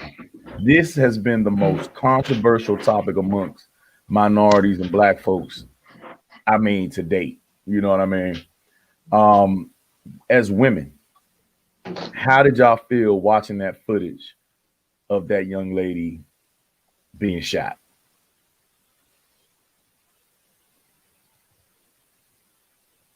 Come one, come all, y'all. Oh, I thought Star was getting ready to go because she unmuted herself. Um, of course that's hard to watch, anything like that. But it was like either we was gonna watch her get shot or we was gonna watch somebody get stabbed. Um, I don't like it either way. It's hard either way, but I don't really have much to say about it. Oh wow. I just seen it from a different angle. I just saw it from a far out angle, not from the cops' point of view. And it just further stamped my point of view. I mean, What is your point of view again? so it's unfortunate. I swear to God, I hate seeing another black life die. I'm getting tired of it. You feel me? Unfortunately, the way it happened on the scene, once again, it's all about decisions, being smart. If you call the police, why the fuck would you go back outside? Hold on, let me finish. Let me finish. Okay? Go ahead, man. Why would you go back outside? One, why your peoples kicked the girl in the head and knocked the knife out of her hand. Why would you Why would you pick up the knife and go and try to attempt to use it on somebody? And Zena, I see what you said. She's a child, yes, but in all reality, we all grew up in America and we see what goes on. You know damn well if the police are around, you are not to pick up a weapon and act like you're going to use it. So at that present point in time, if you paid attention to the footage, the young lady that she went for was standing there with a dog in her hand. She posed no threat. I don't know what happened before, but at the end of the day, the feds walked up on the scene. She grabbed the knife. She tried to use it. It was either they had to shoot her or we was going to watch her kill somebody else. Now we got to specify that because we do speak colloquials and we do have slang. Yeah, dog is not in this used as a weapon. I mean, or a gun. We're talking about a literal Yorkie or some shit like that was in her hand, y'all. Everybody's talking taser. No. Before we go farther, bro, I need to hear the women's point of view. Go ahead. I'm sorry. Because the thing is that the subject is so touchy because it's a female. So I need the women to actually look at another female act a fool and explain to us what do they have in their stomachs. What do they feel like when they look at this film? Please, by all means, Star. Well, I really didn't want to give my opinion on this because I don't think anybody, well, whatever. I blame her father. You the parent, you the adult. When you saw her, because I could see from the body cam video, I could see you seeing her. So you saw her going for a weapon with cops on the scene. And instead of you making her put it down, yelling for her to put it down, making any attempt to keep her out of that situation. You turned and went after one of the girls she was fighting and kicked her in the head. You participated, and I feel like you should be prosecuted, whether it was for the assault on that young girl or negligence, towards your daughter's situation. It's very, very sad to see anybody get killed, any black person, and then for it to be such a young female. But I can't sit and pretend that she didn't contribute to the overall outcome of all of that. Well, let's And go that's ahead and just do my this. honest opinion. Okay, that's your honest opinion. That's dope. But we gotta stop blaming men for shit all the time. First and foremost, No, there was a excuse mother. me. There was Excuse a me. I mother didn't sitting right blame, there too. There and was I a mother said I sitting right there blame the too. parents. I Say spoke about parents. You her said you father. blame the Excuse father. me. Excuse me. I blamed her father for jumping in the fight. I think I was very clear on what he did. I The white said I girl was blame about the to stab. adults. The white girl had the She was knife. no, He was no. making Excuse sure it me. was a fair one. That's all it was. You said what? He was making You said sure it was what? a fair one. He was making sure So it was a fair one. he was If I making see, sure it was a if as fair a one father, by if I see kicking a little girl who's she had already a on the knife in ground in her the hand, head. remember, you She see, this was is what already on the ground. she Can still we had a just be fucking knife in her hand. She still had a knife in her hand. okay? So then, rather than step on that hand and take the knife, you kick her in the head. Fuck yeah. You ever been No, stabbed? Fuck yeah. I'm not letting she my was daughter go out laying like that. on the ground. Was she stabbing ankles? Can we be serious right now? Yeah, be fucking serious because I've seen people get She up was off the already ground on the and ground. lunge and be able to stab you in your Achilles. Lunge All from her types of back. shit. Who ain't seen Lunge from you her back. Yeah. You ever seen Superhuman adrenaline strength, rush? right? So you're telling me that she's outnumbered 2-1, right? So I'm looking at two females, right? I see two females. I see, well, three, because I see the mama right there who didn't do shit. I see the father right there who took advantage of the situation while that white girl was down and kicked the shit out of her. And see, I don't know who else is that in the background because I've never seen that angle. But the thing is that if you see somebody and they don't have a fair fight, and somebody has a fucking weapon, and you take and she's on the ground, and your daughter's occupied trying to defend something else, you know what I'm saying? Someone else in the area, you're not going to help. You're not going to help.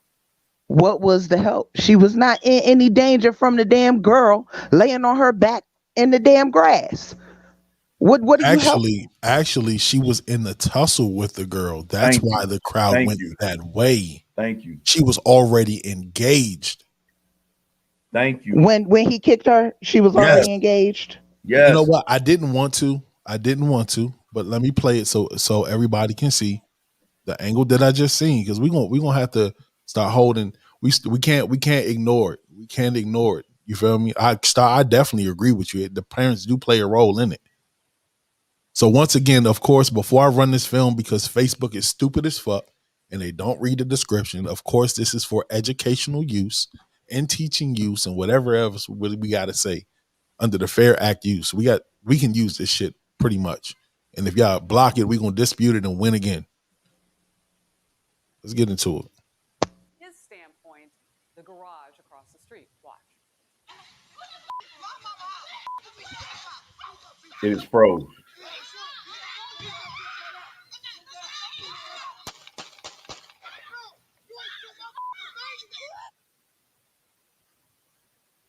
Did you see what happened? And I'm not. Let's hear it, Star. It froze at the end. I couldn't It froze. see. I could It only froze hear. on my end, so I couldn't see it. No, Right. it was supposed to freeze because they're not going to show her getting shot. Well, no, it froze like while you was playing. Period. Like the Okay. Bro. the screen. And Like from that it point might of- be. It from might be that- just the platform. It might be just the platform. I couldn't see the father at all. See?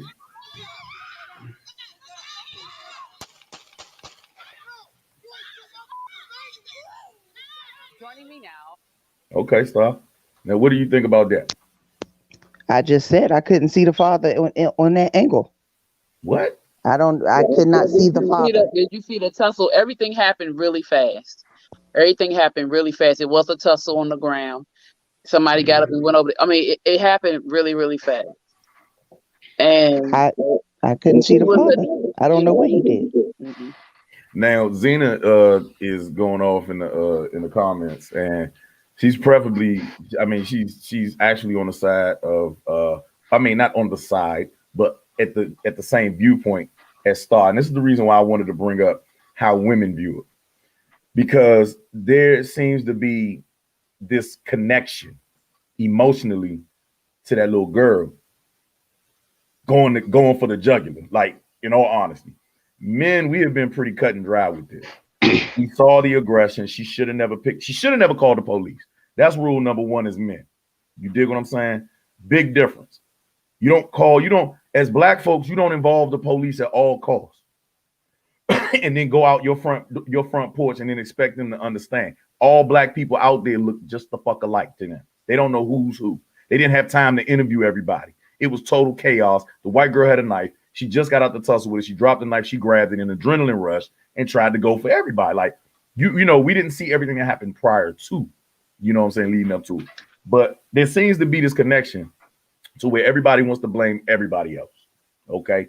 They want to blame the parents. You know, this young girl was in foster home after foster home. Okay.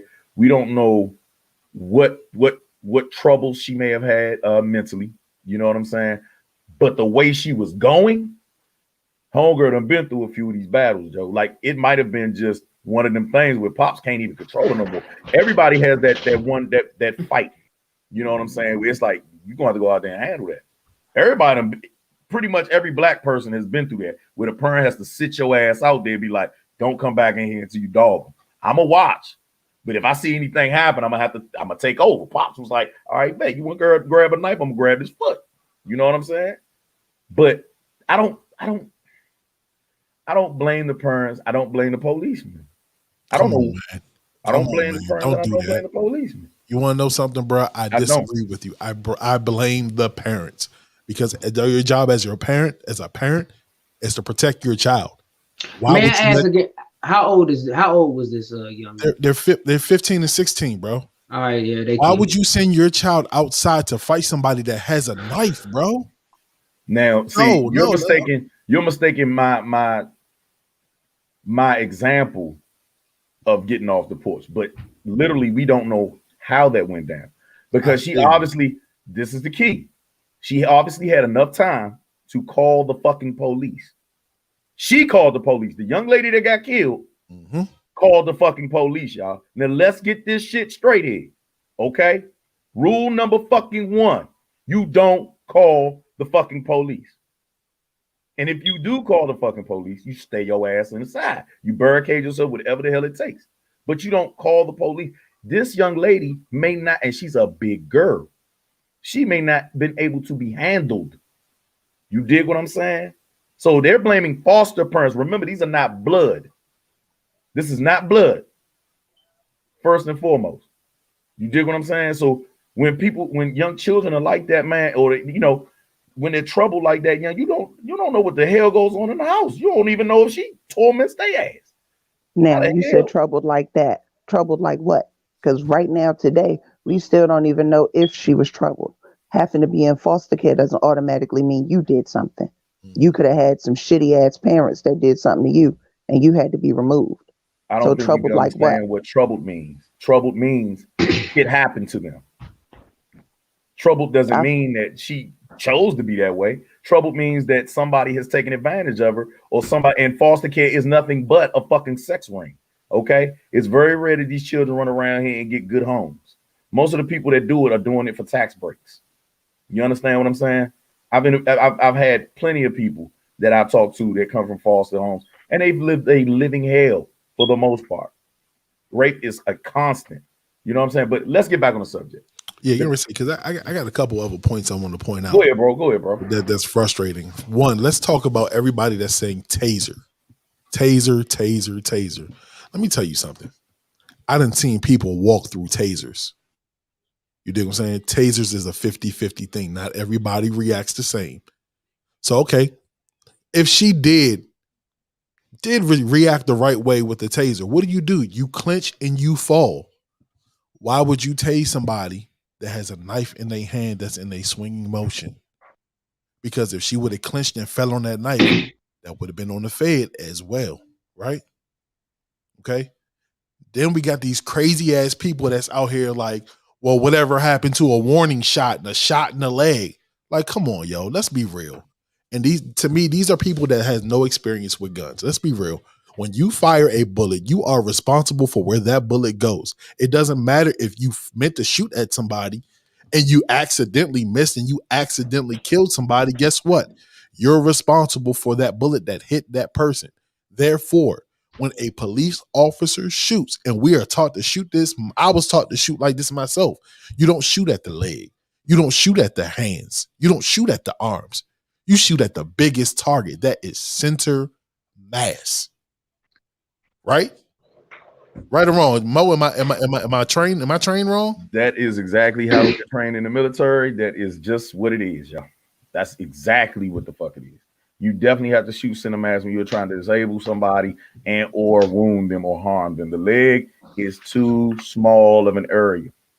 Too small of an area. The person would literally have to be facing you straight up like this in order for you to actually, with their legs together, in order for you to actually hit something. It's like a one in like, goddamn, I forgot the damn percentages, but it's so rare to hit a leg or to be able to debilitate a person from a gunshot wound to the leg. It's very rare. No, yeah. And then also people are talking about 4 shots, right? Have you guys seen the uncensored? Have y'all seen the straight all the way through, no freeze? You know why it was 4 shots? It took 4 shots to get her to disengage. You dig what I'm saying? Real shit. That's real shit. It's so, I swear to God, it's so unfortunate. It's so unfortunate. And I swear, before I gave my opinion, I watched it frame by frame. You dig what I'm saying? It was chaos. All that officer saw was somebody, a fight breaking out, one person grabbing a knife. And come on, Zena, don't do that. Military and police are supposed to be different. Come on, Zena. No. Don't do that. We actually have it worse than policemen. Policemen are judge, jury, advocate as soon as they pull up on the scene. When you're in the military, we have to be disciplined enough to where we cannot even if we're under fire, we have to get a call from any general or admiral or you know what I'm saying, 1 star, 2 stars before we can engage. We have rules of engagement that are worldwide. This is federal now. Now we're talking about state. State is totally different from federal. You dig what I'm saying? It's a big difference, and we're using assault rifles.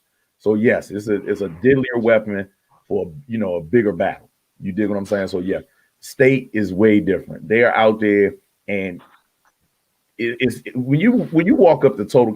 And you know what? She made a crazy ass point, Zena. That kind of disturbed me a little bit. She said, while she understands the officer, but after he shot the child, he yelled "Blue Lives Matter." Now that I never heard that. Did you hear that? I didn't hear, but that's been floating around.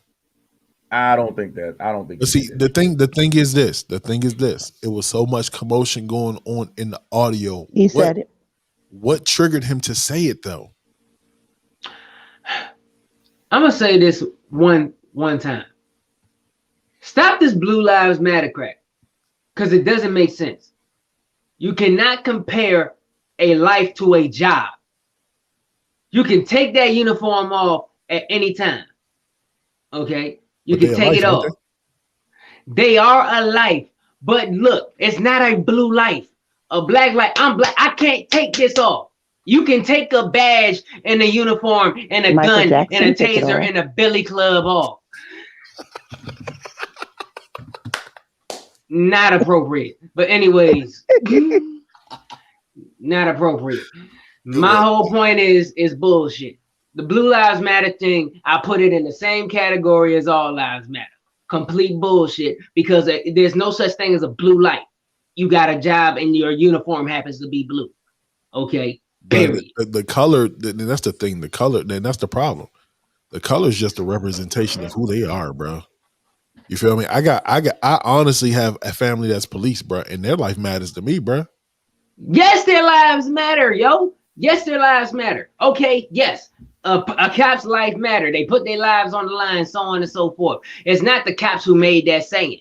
The people who created that saying are people who are offended that black people are tired of black folk getting killed. Cops didn't create Blue Lives Matter. That's why it's bullshit. Hey, look, listen, while everybody's listening, everybody, I want y'all to get ready. I want y'all to address this. Zena also said amongst the commotion, why didn't he yell at her to say, stop, put the knife down? Have any of you ever been in a fucking fight and your adrenaline is pumping? All you hear in a fight is, boo, like, go ahead. But y'all go ahead and deliberate this, because this shit is weird. I don't understand this shit. Well, I was gonna say I didn't have to deliberate it because, like I said, I saw and heard it from the body cam footage of his that they put out, and he was telling her to stop. He was telling her to get down. He was telling her to drop it. Before he shot her, he was actively yelling at her to get her to disengage, and she just didn't. So yes, he did try. Now, the reason why I wanted to talk about this and really bring it up in the sense of the female perspective is because there seems to be an outcry from a lot of black females just because she was a female.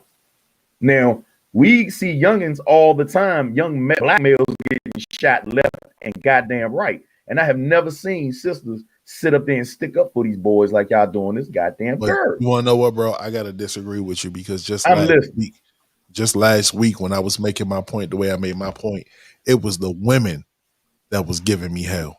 Don't discredit them ladies like that. They are going hard for the cause. You feel me? I think it just hurts more because it was a young lady. But she wasn't acting as such at that time. I feel you.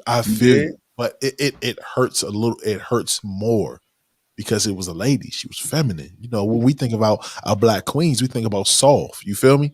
Like it hurts more, bro. That's all it is. It hurts more because it's a woman, bro. Okay, so you know what, and that's a whole nother subject about how we view our women nowadays. That's a big difference. It's a big difference in as how men honestly view women. Seriously. And what the kicker is that they blame the father, but when do men actually have a real valid say? You know what? Fuck that. I'm gonna stay off that subject. Hold on. Let's get back to it. Can I address Zena real quick? She said, hell yeah, but drop the knife is different than stop amongst the commotion. I won't blame her or the officer. See, now this is where I have a problem. Why aren't you holding her accountable? Because she made that choice on her own to pick that knife up. She made that choice to look around and find a target. She made that choice to pursue. She made that choice to swing that knife, attempting to stab that young lady. So why is she not being held accountable for her actions? Because women have never had accountability for their actions. That's period. Unacceptable, bro. Men always have to account for every fucking thing. Just look how everybody is blaming the fucking father. They are not sitting up there being straightforward about it and saying this girl, and I mean, this is not an attack on y'all who is, who are on the feed right now, but from what I've been seeing is that everybody keeps blaming the goddamn father. Okay, so Zena, stand your ground is when your back is against the wall, when you have no other choice but to. She pursued. The fight was with the girl on the ground. She turned around and changed her direction. Therefore, there is no more stand your ground. May I ask a question, Rock? Are you feeling froggy right now? Let's get it. Put that number up and let Zena call in.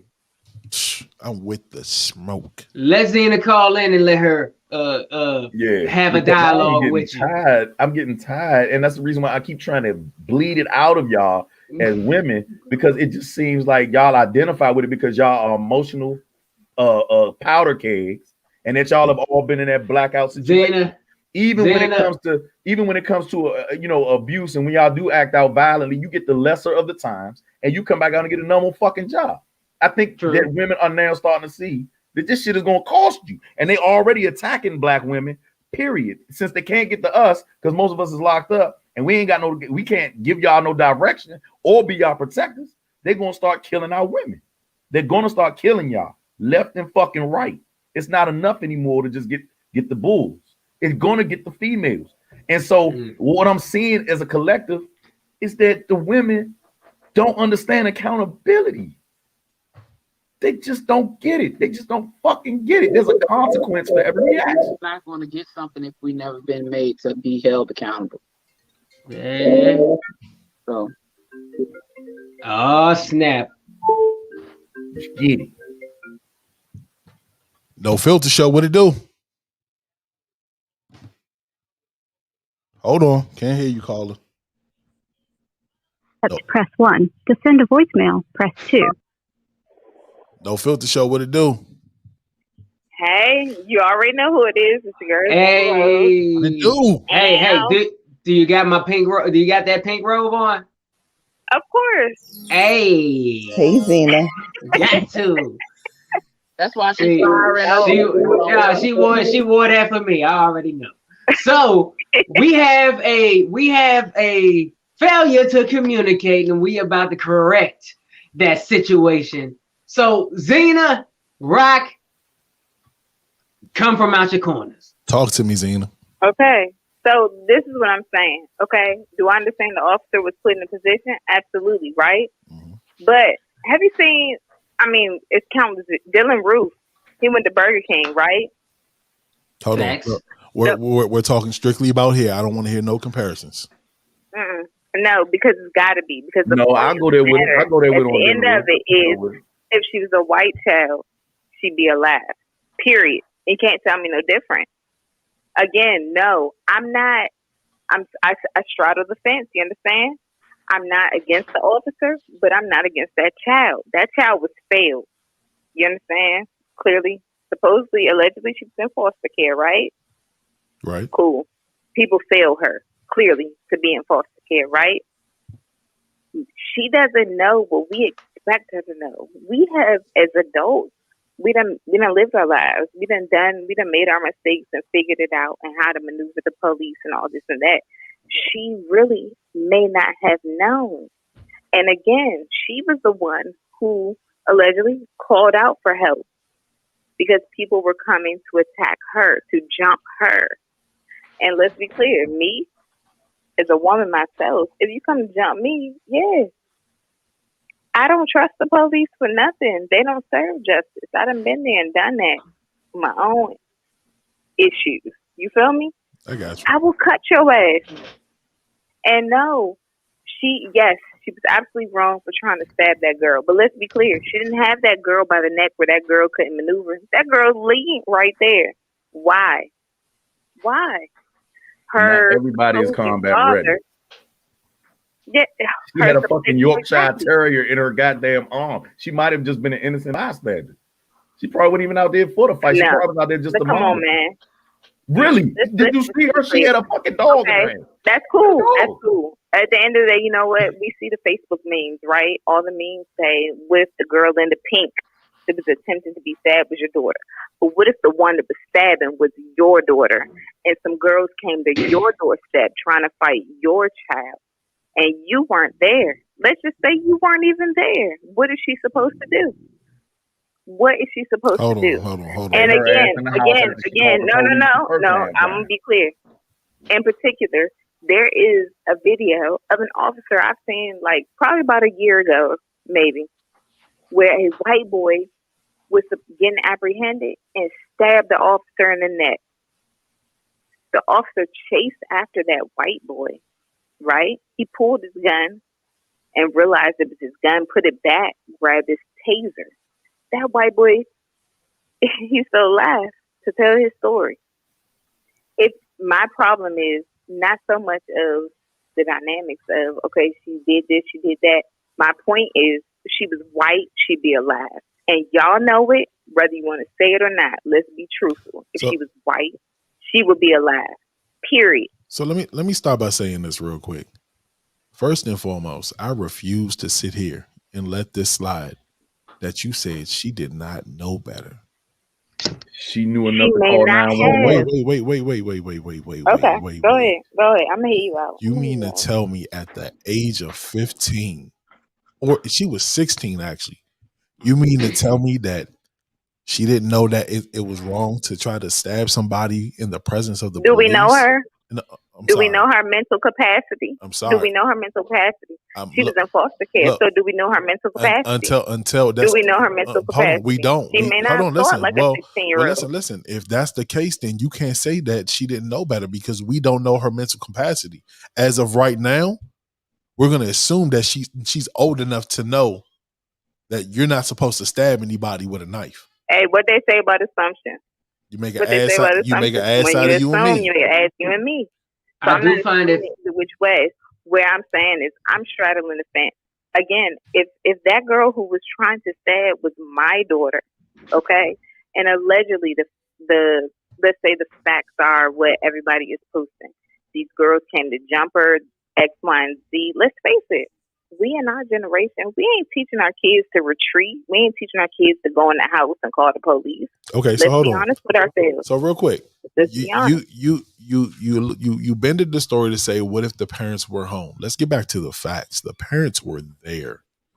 That's It what. wasn't no parent. She was in foster care. Them wasn't parents. But guess what? Even if they showed hold on, up, listen, they still weren't parents If for a reason. they weren't their parents, those were her guardians. Those were who was responsible for her.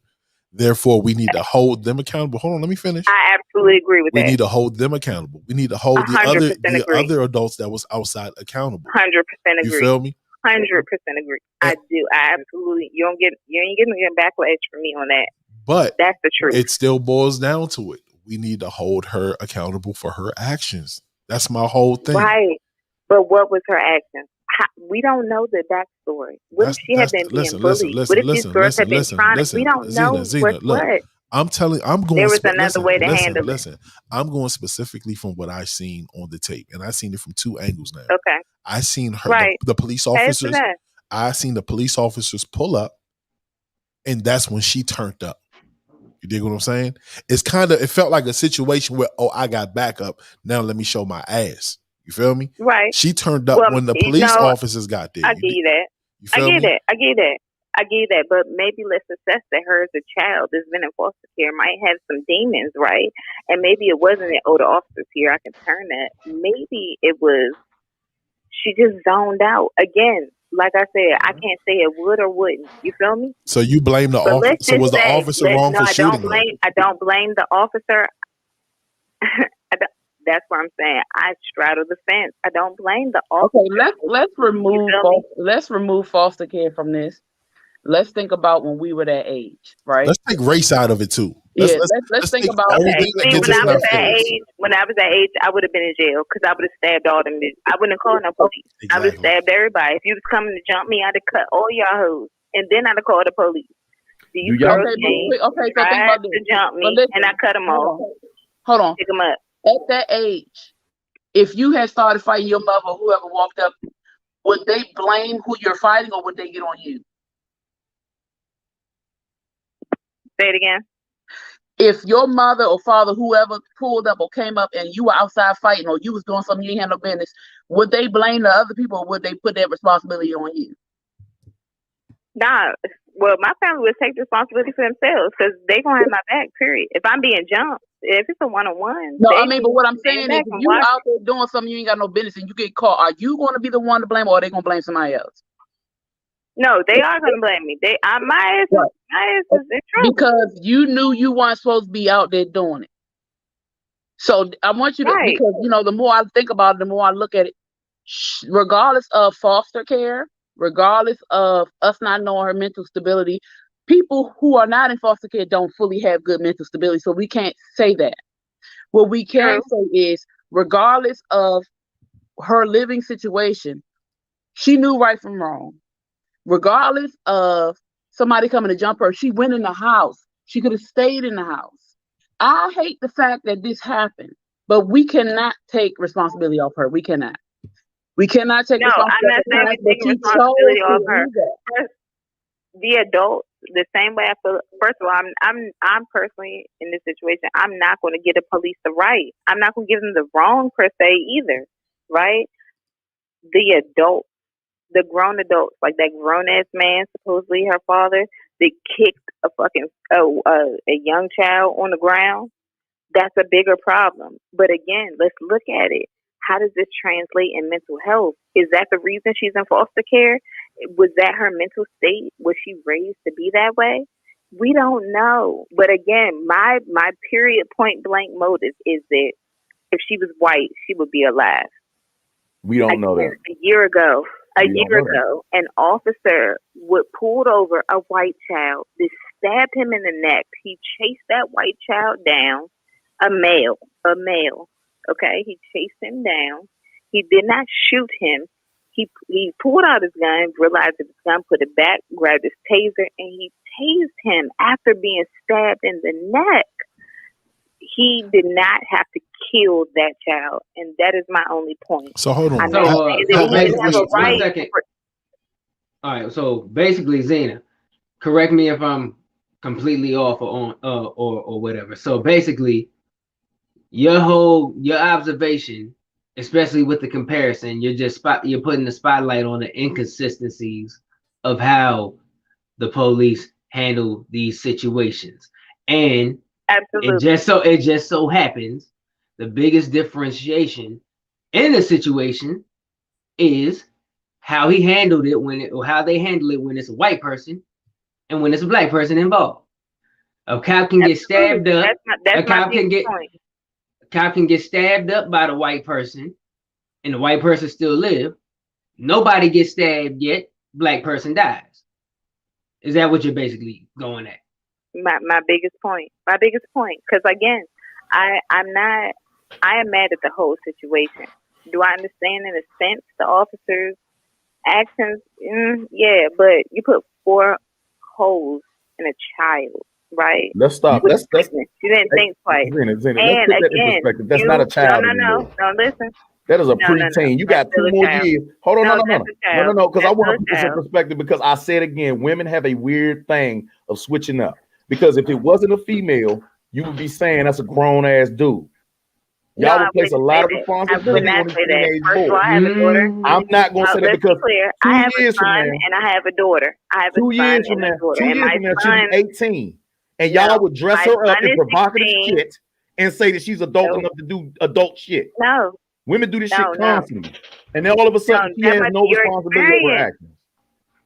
Hey, that might be your experience. So let's. For me, I'm the mother of a son and a daughter. Okay, and even if the roles were reversed and they had to be my son, I would still feel the same way. Period.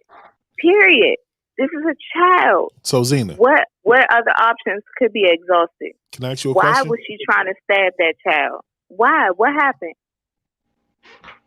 Let me ask you a question. Right? Absolutely. Mm-hmm. Do you think that black people get killed by the police more than white people? Absolutely. It's clear. It's statistically proven. Look it up. Google it. You know what's crazy? I'm looking at some stats right now. Okay? In 27. Of course, it's going to stay lower because you know why?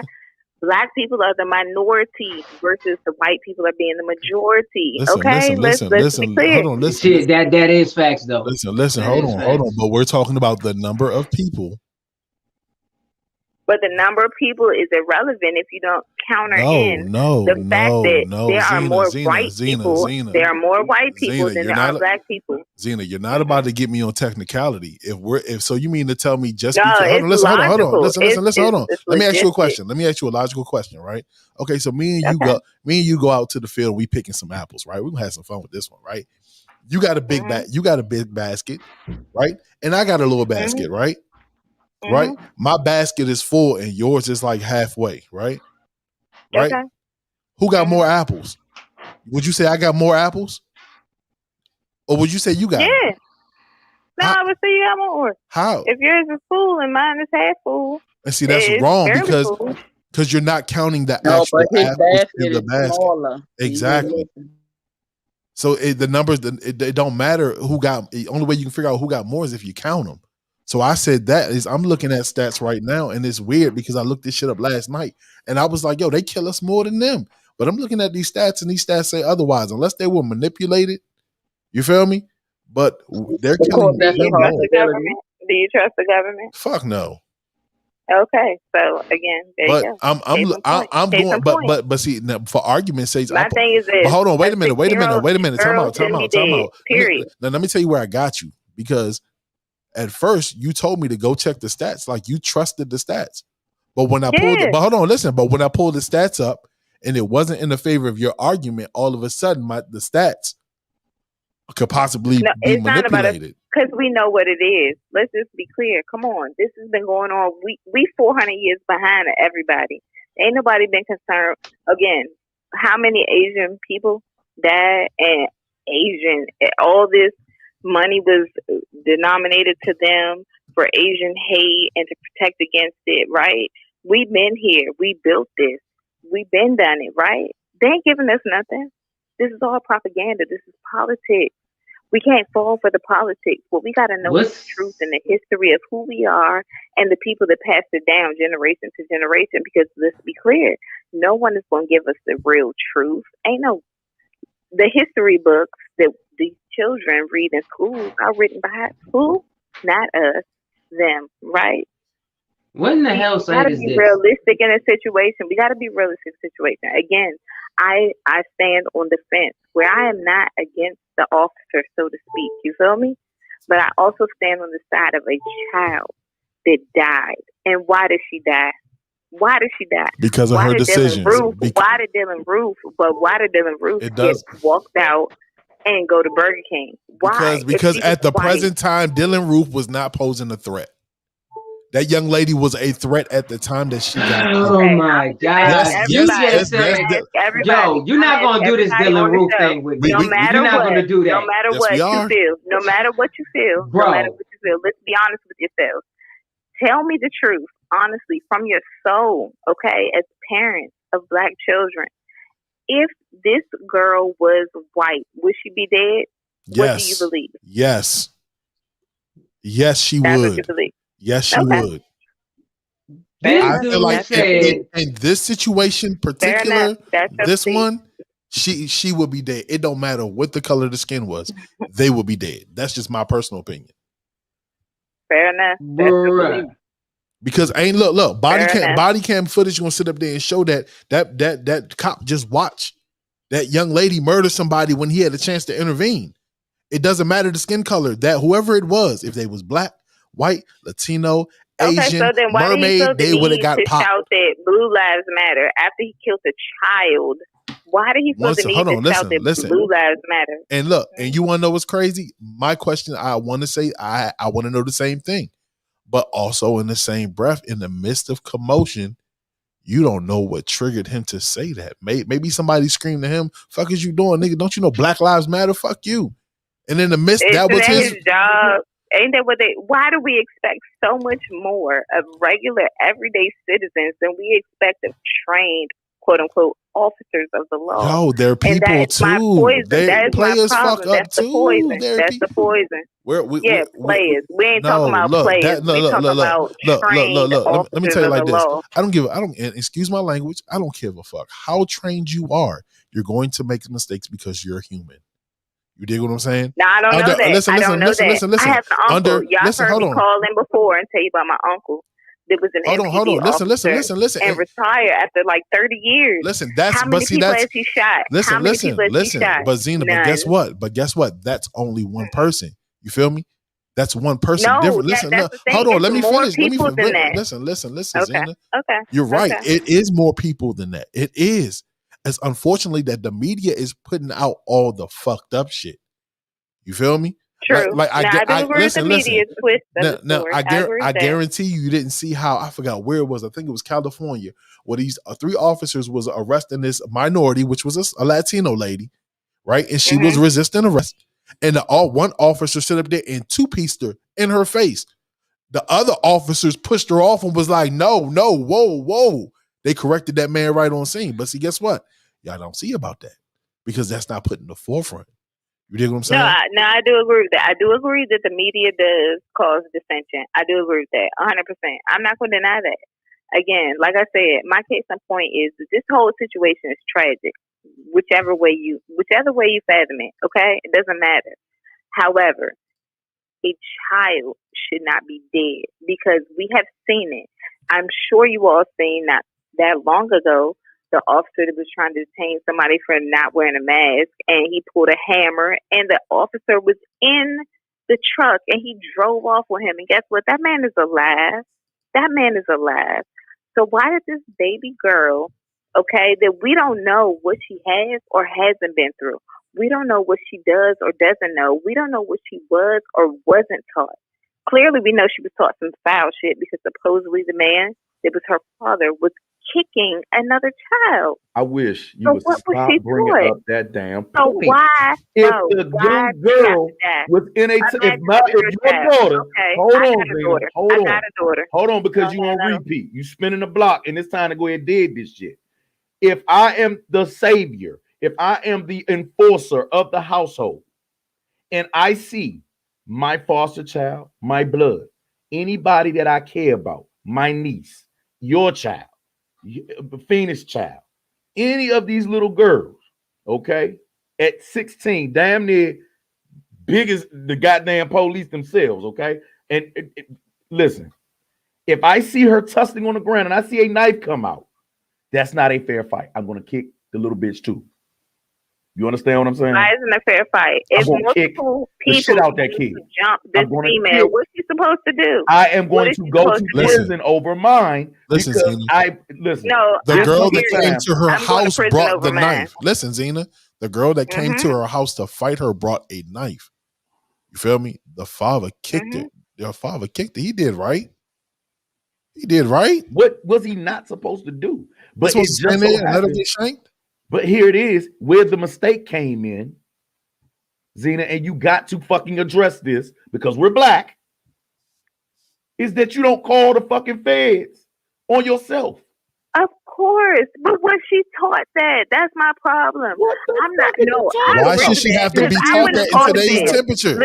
Listen to me. Because she's a child. Come on, She's now clearly you a making child at foster excuses. care. So You're making excuses for her, clearly she Zena. wasn't taught something. You're making No, I'm not excuses making for excuses. because guess what? When you No, sit up there and I'm explain telling you it, to hold on, listen. understand the Because possibility. no. Because when you explain the white people crime, you was straight dead blunt forward. But when you explain what this young child did, you gave us a whole lot of fluff. Because what was she taught? It doesn't matter. She White knew people, better. yes, white She kids knew better. probably knew better too. But Guess they what? do it. Hold on, They look. They She's get 16 years apprehended old. If she would have stabbed that young lady, she would have been charged as an adult. Facts. I'd rather that than see her dead. What? I'd rather that than see a child dead. Then the other lady would have died. The other young girl would have died.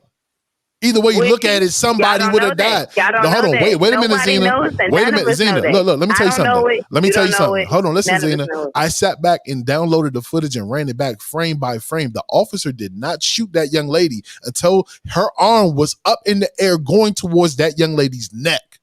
That's when the first shot was fired. She would have connected in her neck and she would have killed that girl. Would she? She would Do have. you know that for a fact? Come on, Zena. I'm not saying no. I'm playing devil's advocate here. Don't listen. Don't get it twisted because, like I said, I'm not so to speak against the officer. But what I am about is it again. If that same black child was white, she'd be alive, and that is my problem. That is my problem. Period. I'm not defending, so to speak, what she did. Yes, there are probably reasons and causes. There are people involved why that was an issue. There was so much commotion going on, and the officer jumps out and says, stop. And you're okay, we all have had rage, have we not? And your own rage, if somebody says stop, and you got a knife, you got a gun, whatever you got in your hand, do you register that? No, you don't, because you're blacked out. But if somebody, you done called the police and they be like, drop the knife. And let's say it. I'm just be honest. We don't know. I'm not saying it would or it wouldn't. But what if that officer said, drop the knife versus stop? Because again, he could have been saying stop to the man that was stomping that girl in the head. I am honestly, I think we do need to move forward from this because we keep repeating ourselves over and over again about facts and statements that I just want everybody to understand if it was your child on either side of the fence. If it was your child with a knife or if it's your child getting to be stabbed. Because everything points to, what if this is your child that was about to be stabbed? But what if that was your child that was about to stab? How would you feel? That's never been my view of it. Okay, so what we have to do here, and this is what it's sounding like. This is where this is going and how you're sounding right now. The lesser of two fucking evils. This is what the fuck you're sounding like right now. Sounds like I'm a afraid lesson to me. some violence is it going is to a happen. lesser to evils. I agree with that. And There I is feel no like lesser of it two goes fucking all the way evils. back. Wrongdoing is wrongdoing. The problem with this whole situation, and this is the reason why I don't feel like it's even. I don't know why it's such a big deal now. I don't know why the fuck it's such a big deal when there's It's a big deal obvious because a footage. child is dead. A It's child is obvious dead. And footage how of the many aggression. adult It's not a big serial deal. killers, mass It's cut murderers and dry. have been taken in It and cost her alive. her life. It Alive. cost her her life. It cost her her Alive. life. That's my problem. It cost That's her my her biggest life, problem. Zena. There's no way around it. There's no fucking way They around shouldn't it. have. And can't no fucking parent stop no 16-year-old from doing what the fuck they want to do. You've been 16, I've been 16, and I was 240 fucking pounds at 16. If I wanted to dog some shit, I'm a dog some shit. You understand me? 2 more years from now, she will be a fucking adult. I get that. Again, You would not as sit I up there. stated, No. I keep no, trying I to put this in stand perspective for on you. the You have to fence. stop saying that No, shit because 2 more years from now, my she will be belief, my she belief, will be an and I'm adult. comfortable in what I believe in, and whoever doesn't, that's cool. I respect everybody else's beliefs. It's fine. I don't have no disputes. That's cool. If that's what you believe, that's cool. I respect it, right? What I look at is I look at my child on both ends. Okay? If it was my child that was about to be stabbed, the girl in the pink, right? Sweetheart, baby girl, I didn't raise you for this shit. Why were you there in the first place? Why were you And there? she's getting That stabbed. bullying or whatever And you she's were fucking doing. getting. Hold on, Zena. No, Are you really thinking about what the fuck you just said? No. And Let me she's finish getting housing. shook. And she's I about don't to care get which jugged. side of the You're fence gonna my be daughter that be fucking on. calm in the Somebody fucking gonna joint pay and watch for your it. girl get stabbed. No. You gonna watch her get fucking stabbed. I don't care what side of the fence my child that I birthed is on. Somebody gonna pay for it. Unfortunately, this child didn't have parents that were able, clearly because she was in foster care. Her parents didn't have the ability to provide, protect, and take care of her as they should have. So is that her fault or is that her parents' fault? I'm gonna leave it. Adults in the situation deserve more accountability than this 16-year-old child, and that's my point. And again, if she was white, she'd be alive, and that's it. That's all. And I don't got nothing else. We gotta move on. Yeah, we gotta move move on. Yeah. We gotta move on because we've been kicking this horse in the asshole. Zena, Okay. we've been I love y'all still. Love you too, baby. Much I love, don't love you Zena. for like the next 30 seconds, y'all. I'm a little bit mad at you right now. Whatever. It's okay. You know, we're Zena. gonna agree to disagree Of and course. disagree to disagree. It's all good. I love y'all still Zena. regardless. Indeed. And Zena, I got Yeah. one rule. I got one rule for you, Zena. You're not allowed to watch this show. You're not allowed to watch or listen to this show unless you got that robe on. Hey. Always the pink robe, okay? Hey, that's all I need to hear. Much love to you. Thank you for calling in. Everybody take a shot. Let's relax. Hey, no, hell no. I got this E&J. No, sir. No, don't you irk and jerk, okay? You might die. I know CPR. Hey, might need it. Look, we appreciate you for calling in, Zena. Thank you. Always. All right. Thank you, honey bun. So look, we need a little bit of laughter. Let's take a quick little commercial break, and we're gonna run this promo to Shits and Giggles. If y'all don't know, Red Vision TV just launched this dope ass show called Shits and Giggles. It's a comedy series highlighting all the dopest comedies. I said comedians around the DMV. Here it is, Shits and Giggles, y'all.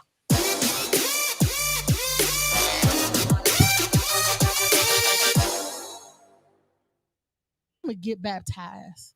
And they was like, sure enough, you gonna get baptized? I said, I surely am. I said, but somebody other than Reverend Green got to do it.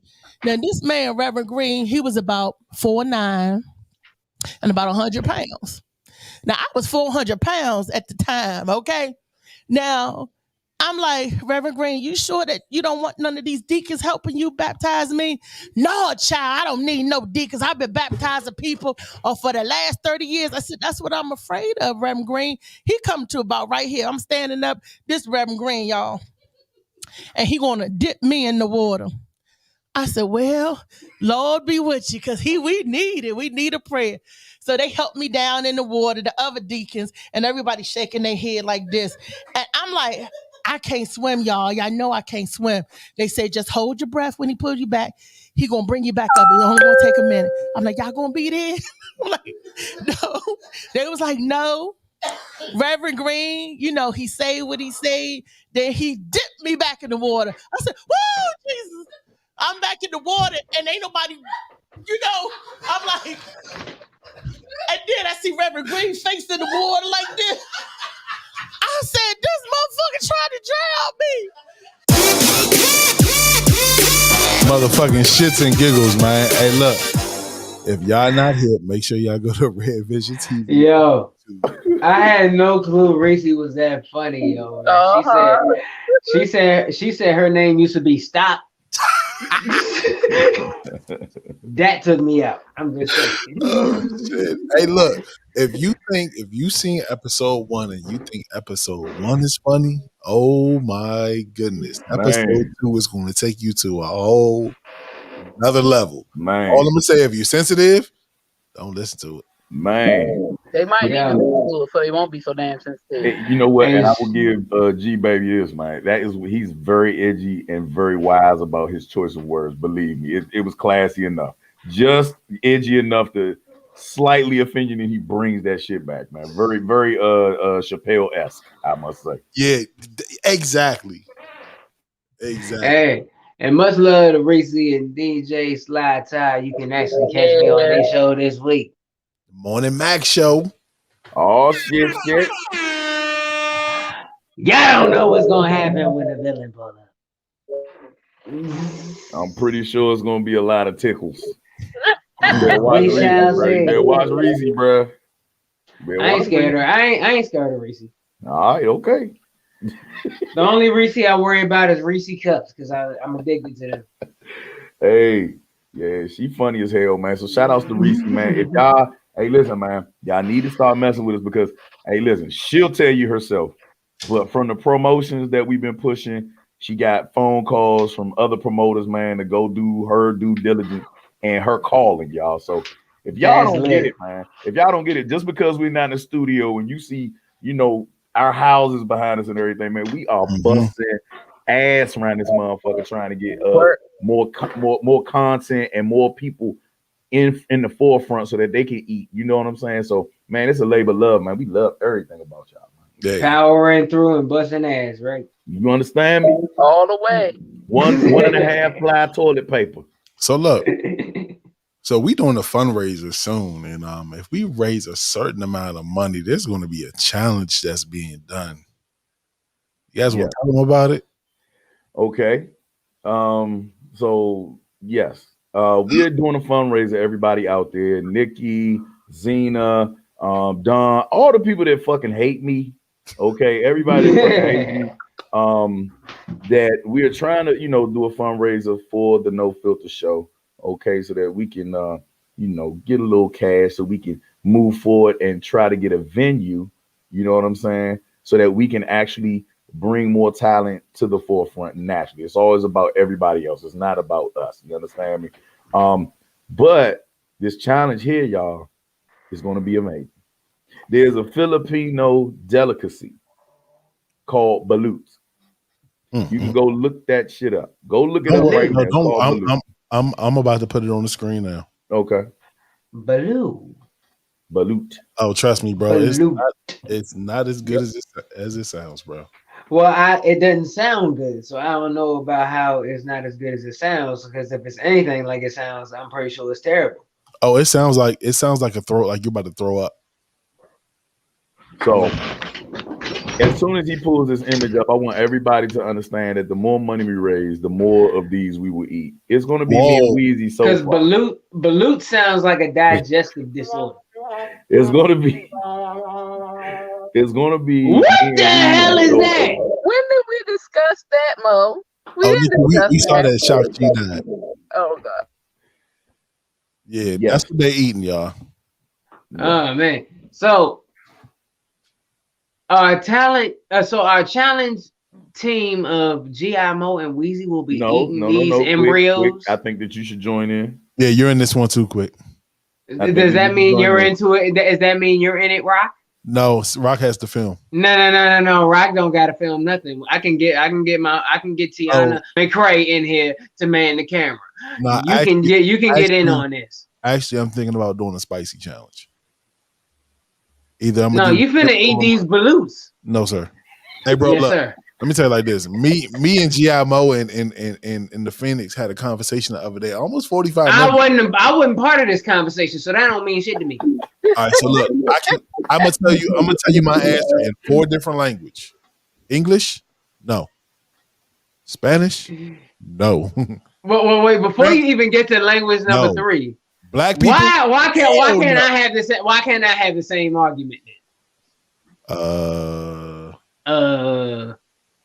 Because I put this shit What together. do you think, Sly? You think Ty would do it with us? Say what? Well, I'm part of the heat. I'm part of the heat guys. I do spicy stuff. I leave all the nasty about to throw up stuff to G.I. Mo and Weezy. We can put some hot sauce on it. Nah, that's y'all. Put some Bello Bird on it. Now I'm gonna put some mayonnaise on it for y'all. Oh God. So let me listen. I'm glad you brought up mayonnaise. I'm glad you brought up hot sauce because basically, y'all, what this is a fertilized egg that has been boiled. It is FDA approved. This is basically a baby chicken. Okay. So y'all eat the big ass birds like Rock do. You know what I'm saying? He loves big ass birds. And now all of a sudden there's something wrong with eating a baby chicken. Okay. With the yolk cooked, okay, that's just nothing but yolk. That yellow stuff is yolk. It's no different from an egg, okay. Just like breakfast. Right? It's just like breakfast. So yeah, it looks like I ain't gonna hold you. It looks like an oyster from this angle. Exactly. See what I'm saying? So that's the perfect way to do it. You can definitely bring your flavorings to get it down. I will allow that. That is part of it. But everybody, the more you donate, the more we'll eat, and we will be going live for this one. So everything. And when he says he's talking about he and Phoenix. I just want to say, Phoenix, he set you up. He said the more you donate, the more. I thought you guys were going to eat one. I just said one. I wasn't going to make you do it more than once. But he's saying that y'all going to eat like 6 of them Jones. Well, if that's the case, let me go ahead and make one. Where that Cash App at, I will donate something now. If it means that them two will do it. Look, Weezy throwing up already. First and foremost, I want y'all to think about this and put this in perspective.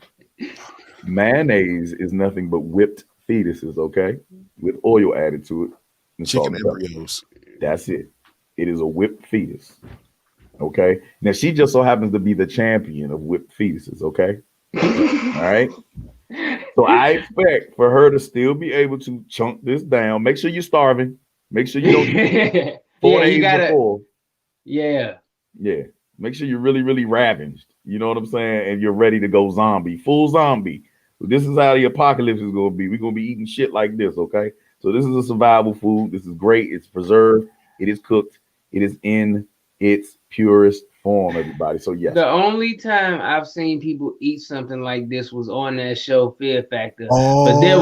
But it was $50K in it for them. There's no money involved in it for y'all. I love you, Zena, but I'm gonna knock your ass. Hold on, what's she say? Hey, Phoenix, we're gonna set up the fundraising jump tonight. We can get this thing. Yo. So wait, so how y'all doing it? By every dollar or every 10th dollar or 20th dollar? Oh my God. Represents an egg.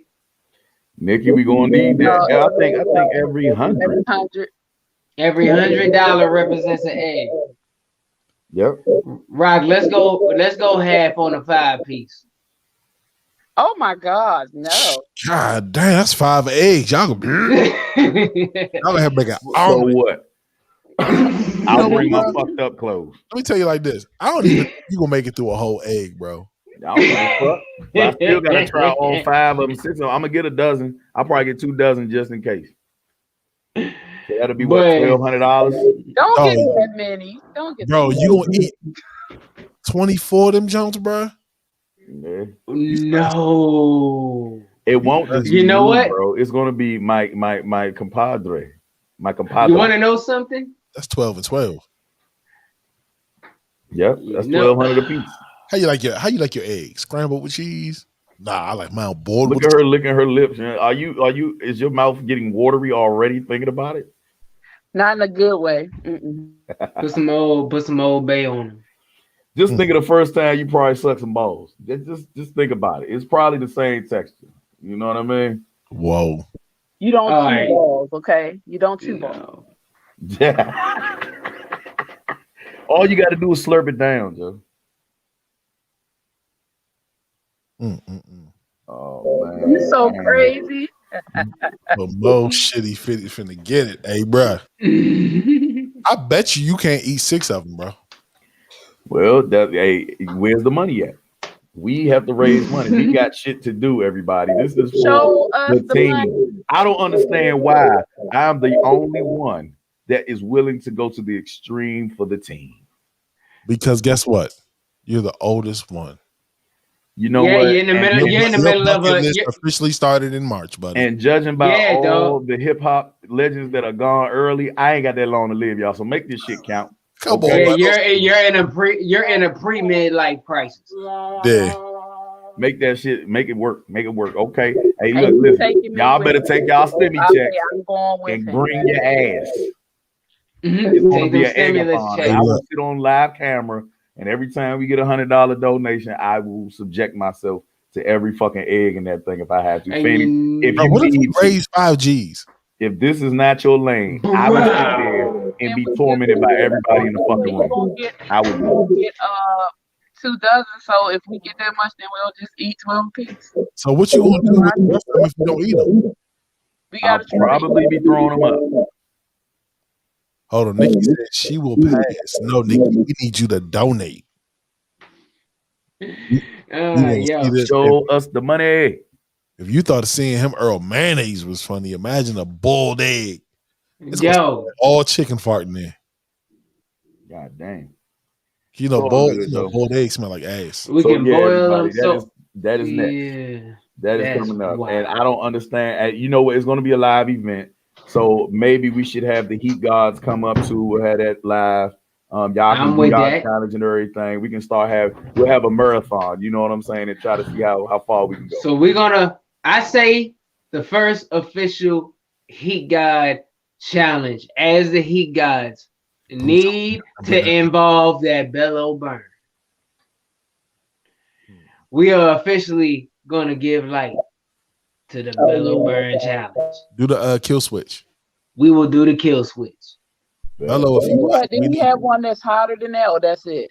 I think that's more kill switch. Now, what are we having it on? We having it on. You can put it on the bird. Wings. Let's do it. You can put it on. We going slide tie. We gonna kill switch. We gonna have us some good cooked wings. You know what I'm saying?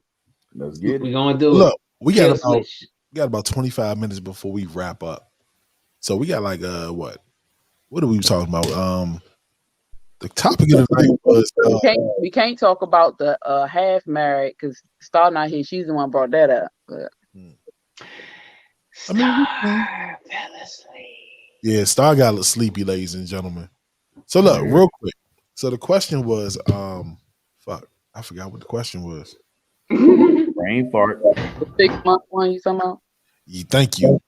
So Star said that in 6 months, a man knows whether or not he wants to be with a woman. So let's put this open. Do you know within 6 months whether you want to be with somebody or not? Long term, yeah.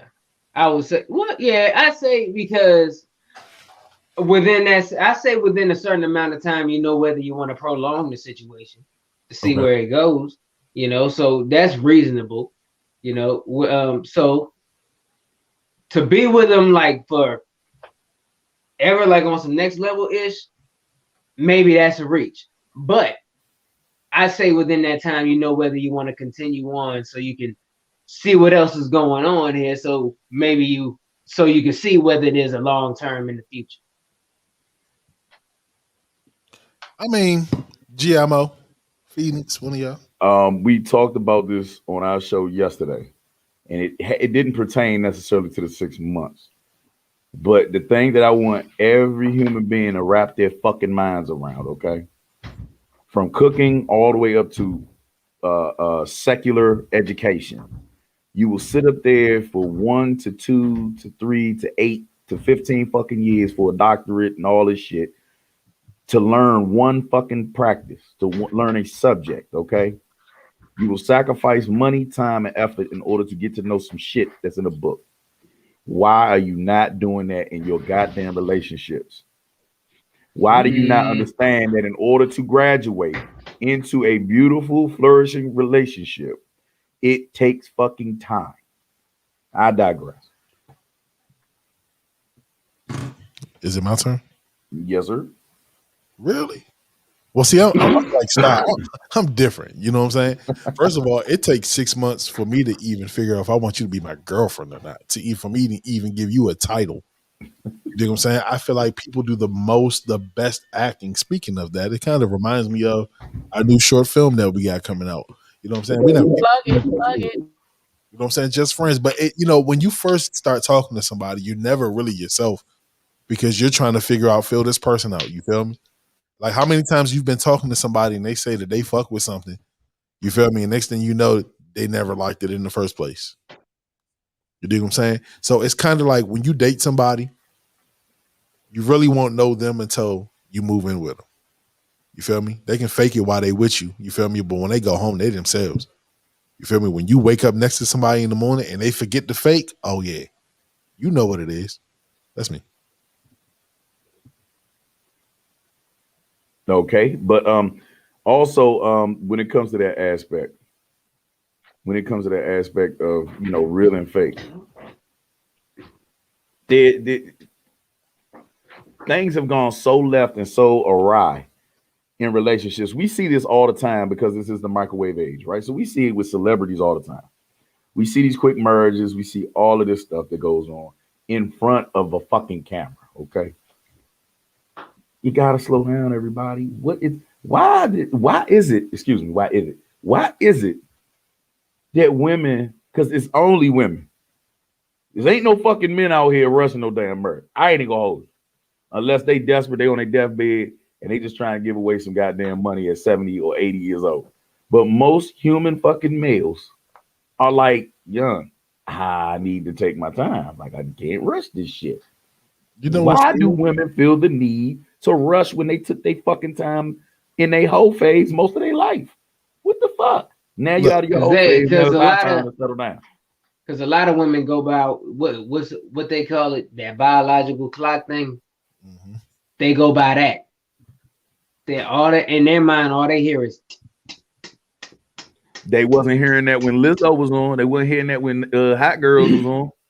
They wasn't listening to that. They was taking. All they heard was the bass line and they ass up in the air for years to come. Miami, Atlanta. I can name all these fucking places. Spring break. Dubai to get shitted on by Arab men who fly them out to degrade them. And then all of a fucking sudden, when they hit the big 3 fucking O, because I've seen this shit, okay, and it happens too many fucking times, that motherfucking vagina starts drying up. And they feel it. The hot flash is coming. You dig what I'm saying? They look back at their lives and they just like, I don't know what the fuck I was doing, but it's all a blur. And now you want to rush men after 6 months. Get the fuck out of here. Fuck out of here. Phoenix. After all that.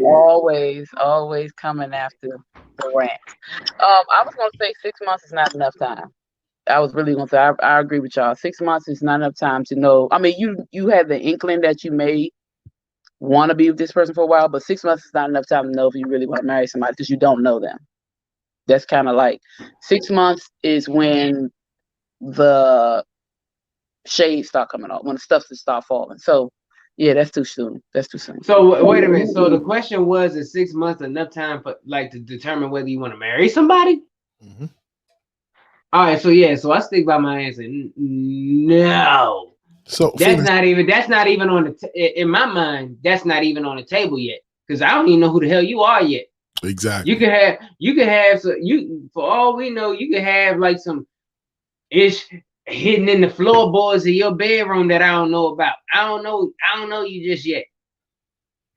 Like I said, that's enough time for me to know whether if I want to continue this, to figure it out, to learn more about you, to continue this little journey. But marriage, that's not on the table yet.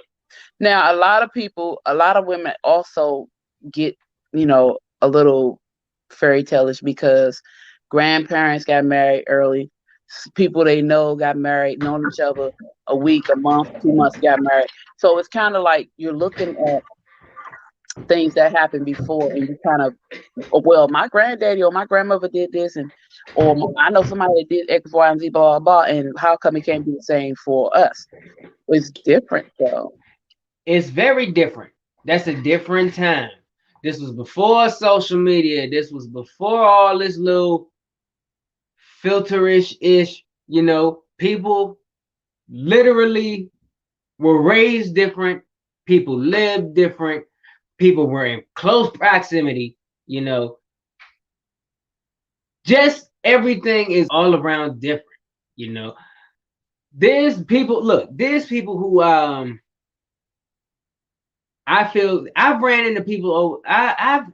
There's people who I felt like I've known for years, but I find out something about them I never knew, and I'm like, where the hell did this come from? Straight up, it's just different. There's a difference in knowing a person and actually being with this person, being intimate with this person, spending all your time with this person. There's a difference. So you should take the time to get to know who you're with. Oh yeah, straight. And like for it, and I'm pretty sure majority can say you cannot tell me, and I'm pretty sure anybody who watches this, you can honestly say if you've been in a relationship or ships, you cannot tell me 6 or 7 months in, you did not find out some things about your significant other that you didn't know prior to finding out. You would have never guessed. Real quick. So, what's the weirdest thing you ever found out somebody that you were talking to do? Damn, that's a good one. Let me think. I gotta think. Oh, that they do that. I got one. So wait. So just so I got clarity on the question, what's the weirdest thing that you found out that they do? Mm-hmm. Okay, let me think. Break. What you got, Phoenix? Hey, why you thinking? Hey, Nikki, I don't want you to think that we ignoring you.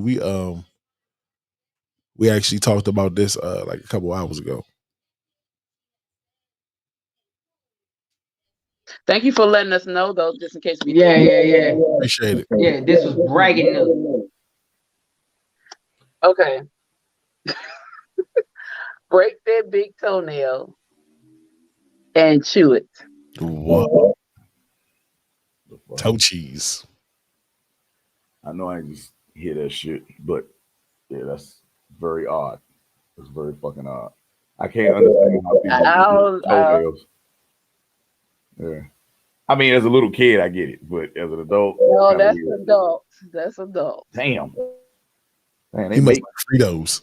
Like shit, man. I have dated women who sold major weight, and I did not know for months.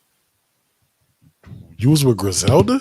I was with Blanco, Griselda Blanco, whatever the fuck her name is. I have been around women that have sold major fucking weight and have served time after the fact. Yeah. I have seen this shit, and I could not fucking believe it. This is after 2 and 3 fucking years. You sound disappointed. Yeah, just because I could get my fucking ass shot, or you know what I'm saying, fucking spanked out this motherfucker. But yeah, I have seen that weirdness, and I mean, you would never fucking know. And men, we're kind of gullible anyway. We don't really think, to really give a shit. You know what I'm saying? But yeah, but I mean, to be in that situation. But yeah, I have seen that shit. I have seen women out here getting it. You know what I'm saying? And do that fucking time right after. Kind of weird. It's very odd, but yeah. Quick is still pondering.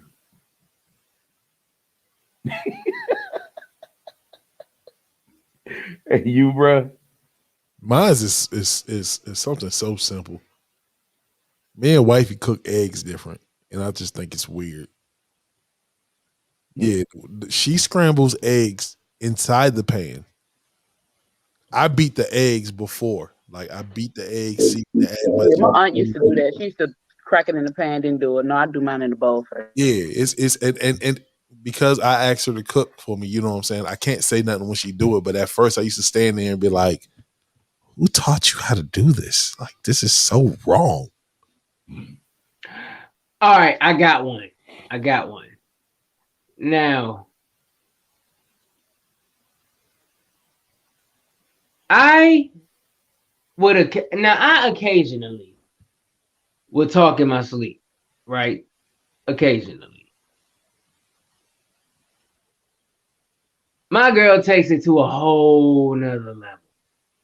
Oh, do tell. You know, yeah. Like I'd wake up on conversations that she'd have in her dreams. To the point, like she's doing like talking with her hands and stuff while she's sleeping like this and stuff. Like I'm like, yo, what the hell? It got to the point one time I was up and she was talking.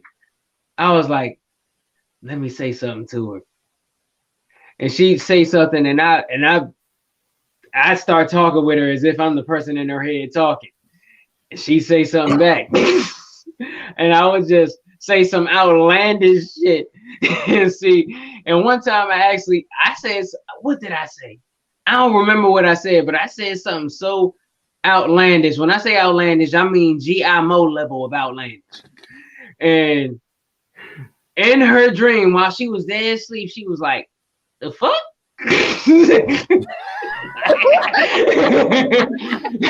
Like she was dead asleep, and that's how she reacted. Have y'all seen the girl on TikTok that sleepwalks? Yeah. That's funny as fuck, So could y'all deal with a sleepwalker? No. No, bro, that would be creepy. That's severe because, bro, imagine you sound asleep, you wake up, and your woman is just standing over you like the Grudge because she just got done sleepwalking, bro. That's scary. I'm gonna beat the shit out of that motherfucker. You understand me? You think that father kick that girl in the fucking head with a bad. Wait till I get the fuck up. It's stomach, chest, clit. I'm going combination. So like, bro, like so it's like you just you wake up because you hear something in the room moving, and all you see is her slowly dead to the world just walking to you. Nah, because you know them motherfuckers be having their eyes open. Yeah, see, there you go. Like walking to you in a dead stare. That's like paranormal zombie, activity. That's a zombie. I'm killing some shit. She gonna get shot eventually. Yeah. So, bro, you wouldn't be creeped out. You wouldn't be creeped out if you just woke up in the middle of the night and Kiki was on some ish like that. Look, the first time, yes. The second time, I'm going to set cameras up and we are going viral and we are getting paid. I live for shit like that. Like, all right, first time. What's your reaction? Oh yeah, I'm sweeping the legs and she falling on the floor. Sweep the legs. Yeah, sweeping the legs. I ain't gonna punch her. I'm gonna take her legs out. When she hit the floor, she gonna wake up. She asked me what happened. She fell out of bed. My bad. Oh, wow. I can't rock. I can't fuck with it. I honestly cannot fuck with that, Joe, because I'm a light sleeper, bro. I be on my shit. Insidious with the baby. Oh yeah, that shit. Oh yeah, Insidious is crazy. Now, out of all the scary movies, because like I'll be the first to say in the past 15 years, scary movies have been ass. But Insidious, in that little stretch of terrible movies, that was a good one. I ain't gonna hold you. The Conjuring, that was good. I didn't jump once in Conjuring. Really? To be honest, at all. The jump scare there was one jump scare when the girl was sitting on the dresser. Mm-hmm. That made me go like that. But there was not one scene that like literally had me scared shitless, like a horror movie is supposed to. True. Man, fuck that horror movie. I ever see any significant other get the fuck up in the middle of the night and be just walking around talking shit in the middle of the night. I'm telling you, I'm killing that fucking thing. You understand me? I'm gonna make the news, and my daughter and all my sons, your daddy gonna be fucking famous. I swear for God, man. Now, I ain't even with that shit. Now, Phoenix, what is your reaction? You dead and you're sound asleep at night, and the person you with is a sleepwalker, and you just turn over because you hear something at night, and you see his zombified looking self just standing there or walking towards you. I might end up slapping or punching something. I'm okay, so I don't get a lot of sleep as it is. So when I get woke up by my sleep, I'm angry. And so I'm like, yo, what the fuck is that? I usually talk through my teeth. What it is. So if somebody gonna get hit or something, I can't do that either. I can't do it either because I'm ready to fight. Man, that's some scary shit. That is That's some scary shit. Hell no. Man, farts wake me up in the middle of the night. If I hear somebody fart, I can hear a rat fart. I can hear fucking rat piss on cotton. The birds wake me up, my nigga. I hear the birds chirp every morning. They wake me up. Seriously. And they get up about 3 in the morning. I'm telling you, the birds wake me up every fucking morning. That's how sensitive my ears are. I'll be damned if it's pitch fucking black, because I like blackness. I like the darkness. And there's a nigga, a grown nigga. Standing I mean female to the core too. When I say nigga, I'm talking about you female. Standing over top of me with your eyes wide open and you ain't saying shit to me, but you talking something else. I'm gonna bust your motherfucking shit. I'm telling you. I can hear you now. Hey Mo, what the fuck?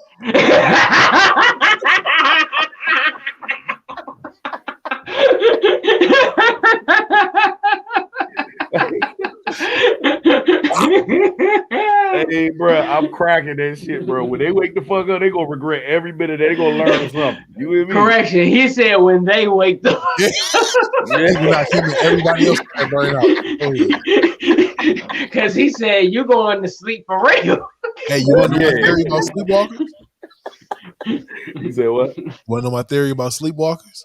I'm listening. What's up? Okay, so I already told you how I feel like when you go to sleep and you have those dreams where you can feel like what's going on.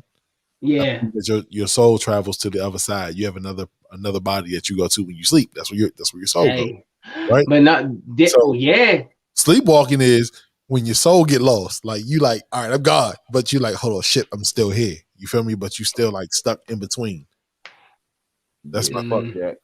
I tell you what. So yeah, but there are make a decision for your ass, hell or heaven. Don't figure it out after I'm done with you.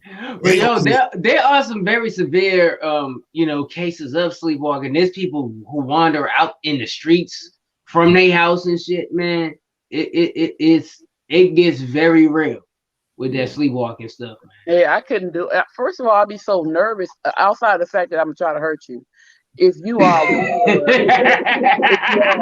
that's scary. I'm grateful I don't have to deal with any of that, or I'm not a sleepwalker. But that's scary, to have to worry about your significant other going out the house. No, I'm worried about that motherfucker staying in the house. It's your best bet to get the fuck out of the house. It's your best fucking bet. Because just imagine if they had a fucking nightmare and they went in the kitchen and grabbed a fucking butcher knife. Oh yeah, and reenacted that shit on your ass. Because they know everything is in the dark. Like she what if you don't hear her? Some people are heavy sleepers. What if you ain't that type of nigga? What if you that motherfucker that don't hear shit and you wake up with a knife in your gut? Yo, y'all remember that episode of Family Matters when Steve Urkel was sleepwalking and he would break into the Winslow's house and just to bust Carl in the head with a newspaper? I remember that shit. Yeah, he was sleepwalking. The reason he did it is because he was mad at Carl for something, and it was coming out in his sleepwalking, in his dreams, and he was taking it out on him. Damn, you just took us back to Family Matters. But look, we have 2 minutes left on the show. Y'all already know we gotta do our good old outro because it's time to go bathe. Yeah. Well, you already know what it is, man. Mr. A6, Dexter Fitz, K Quick right here. BBF representative. Make sure you cop that Asylum album on all music platforms. Check out that My Spit music video and also cop Unique Magazine. If you want to read up this fire write-up they got on your boy. Hold on, you know I got to find the page. There it is. I'm actually in 3 pages here, you know. So yeah, so make sure you go cop that. It's actually very informative, all about art and entrepreneurship. Cop that. You know what it is. Beats, bars, and faith. No filter ish. Make sure you cop the No Filter merch. We out here. Yeesh. Man, and of course, this is your man, GIMO, aka non-GMO, man. Listen, I love y'all. Nikki, keep the fight. Make sure y'all check in with Nikki, man. If y'all see her, man, tap in. Zena, thank you for calling in. And of course, every Wednesday from 8 p.m. to 9 p.m., it is me and the Phoenix with both sides of the coin. And of course, you're here. You dig what I'm saying? And tomorrow, don't be bullshitting. Well, make sure y'all catch our episodes. Pre-recorded, of course. But we have the Under the Influence podcast, man. The shit be funny as hell. Okay? Yeah. Make sure y'all don't be low for no slacking. You understand me? But, man, other than that, let y'all do. And I am Blue Phoenix. I just want to thank everybody for participating, coming in. Star, we know you had to go, but thank you for coming in and participating. I want to thank our guests for coming and giving us all that great advice and insight in her life. Shout out to Tionnah McRae. Yeah, let's not forget about our dope film we got coming out May 28th called Happy Anniversary. It's going to be out on Amazon TV, so tune in. We might be putting some things out there because we're trying to do a private screening, but we're working on that. Also, after that, we'll be working on Just Friends. So just to keep up with Red Vision. We got stuff going on. You can catch me at the Blue Phoenix on Facebook and the Blue Phoenix Hills on Instagram. Well, god damn, y'all heard the lady. Keep up with the fuck we got going on. We got Quick booming. We got G.I. Mo booming. We got the Phoenix booming. Of course, we got Just Stop booming. Make sure y'all follow me, the man, the myth, the legend, TaylorMade Rock on all social media platforms at TaylorMade Rock. And guess what? We gone.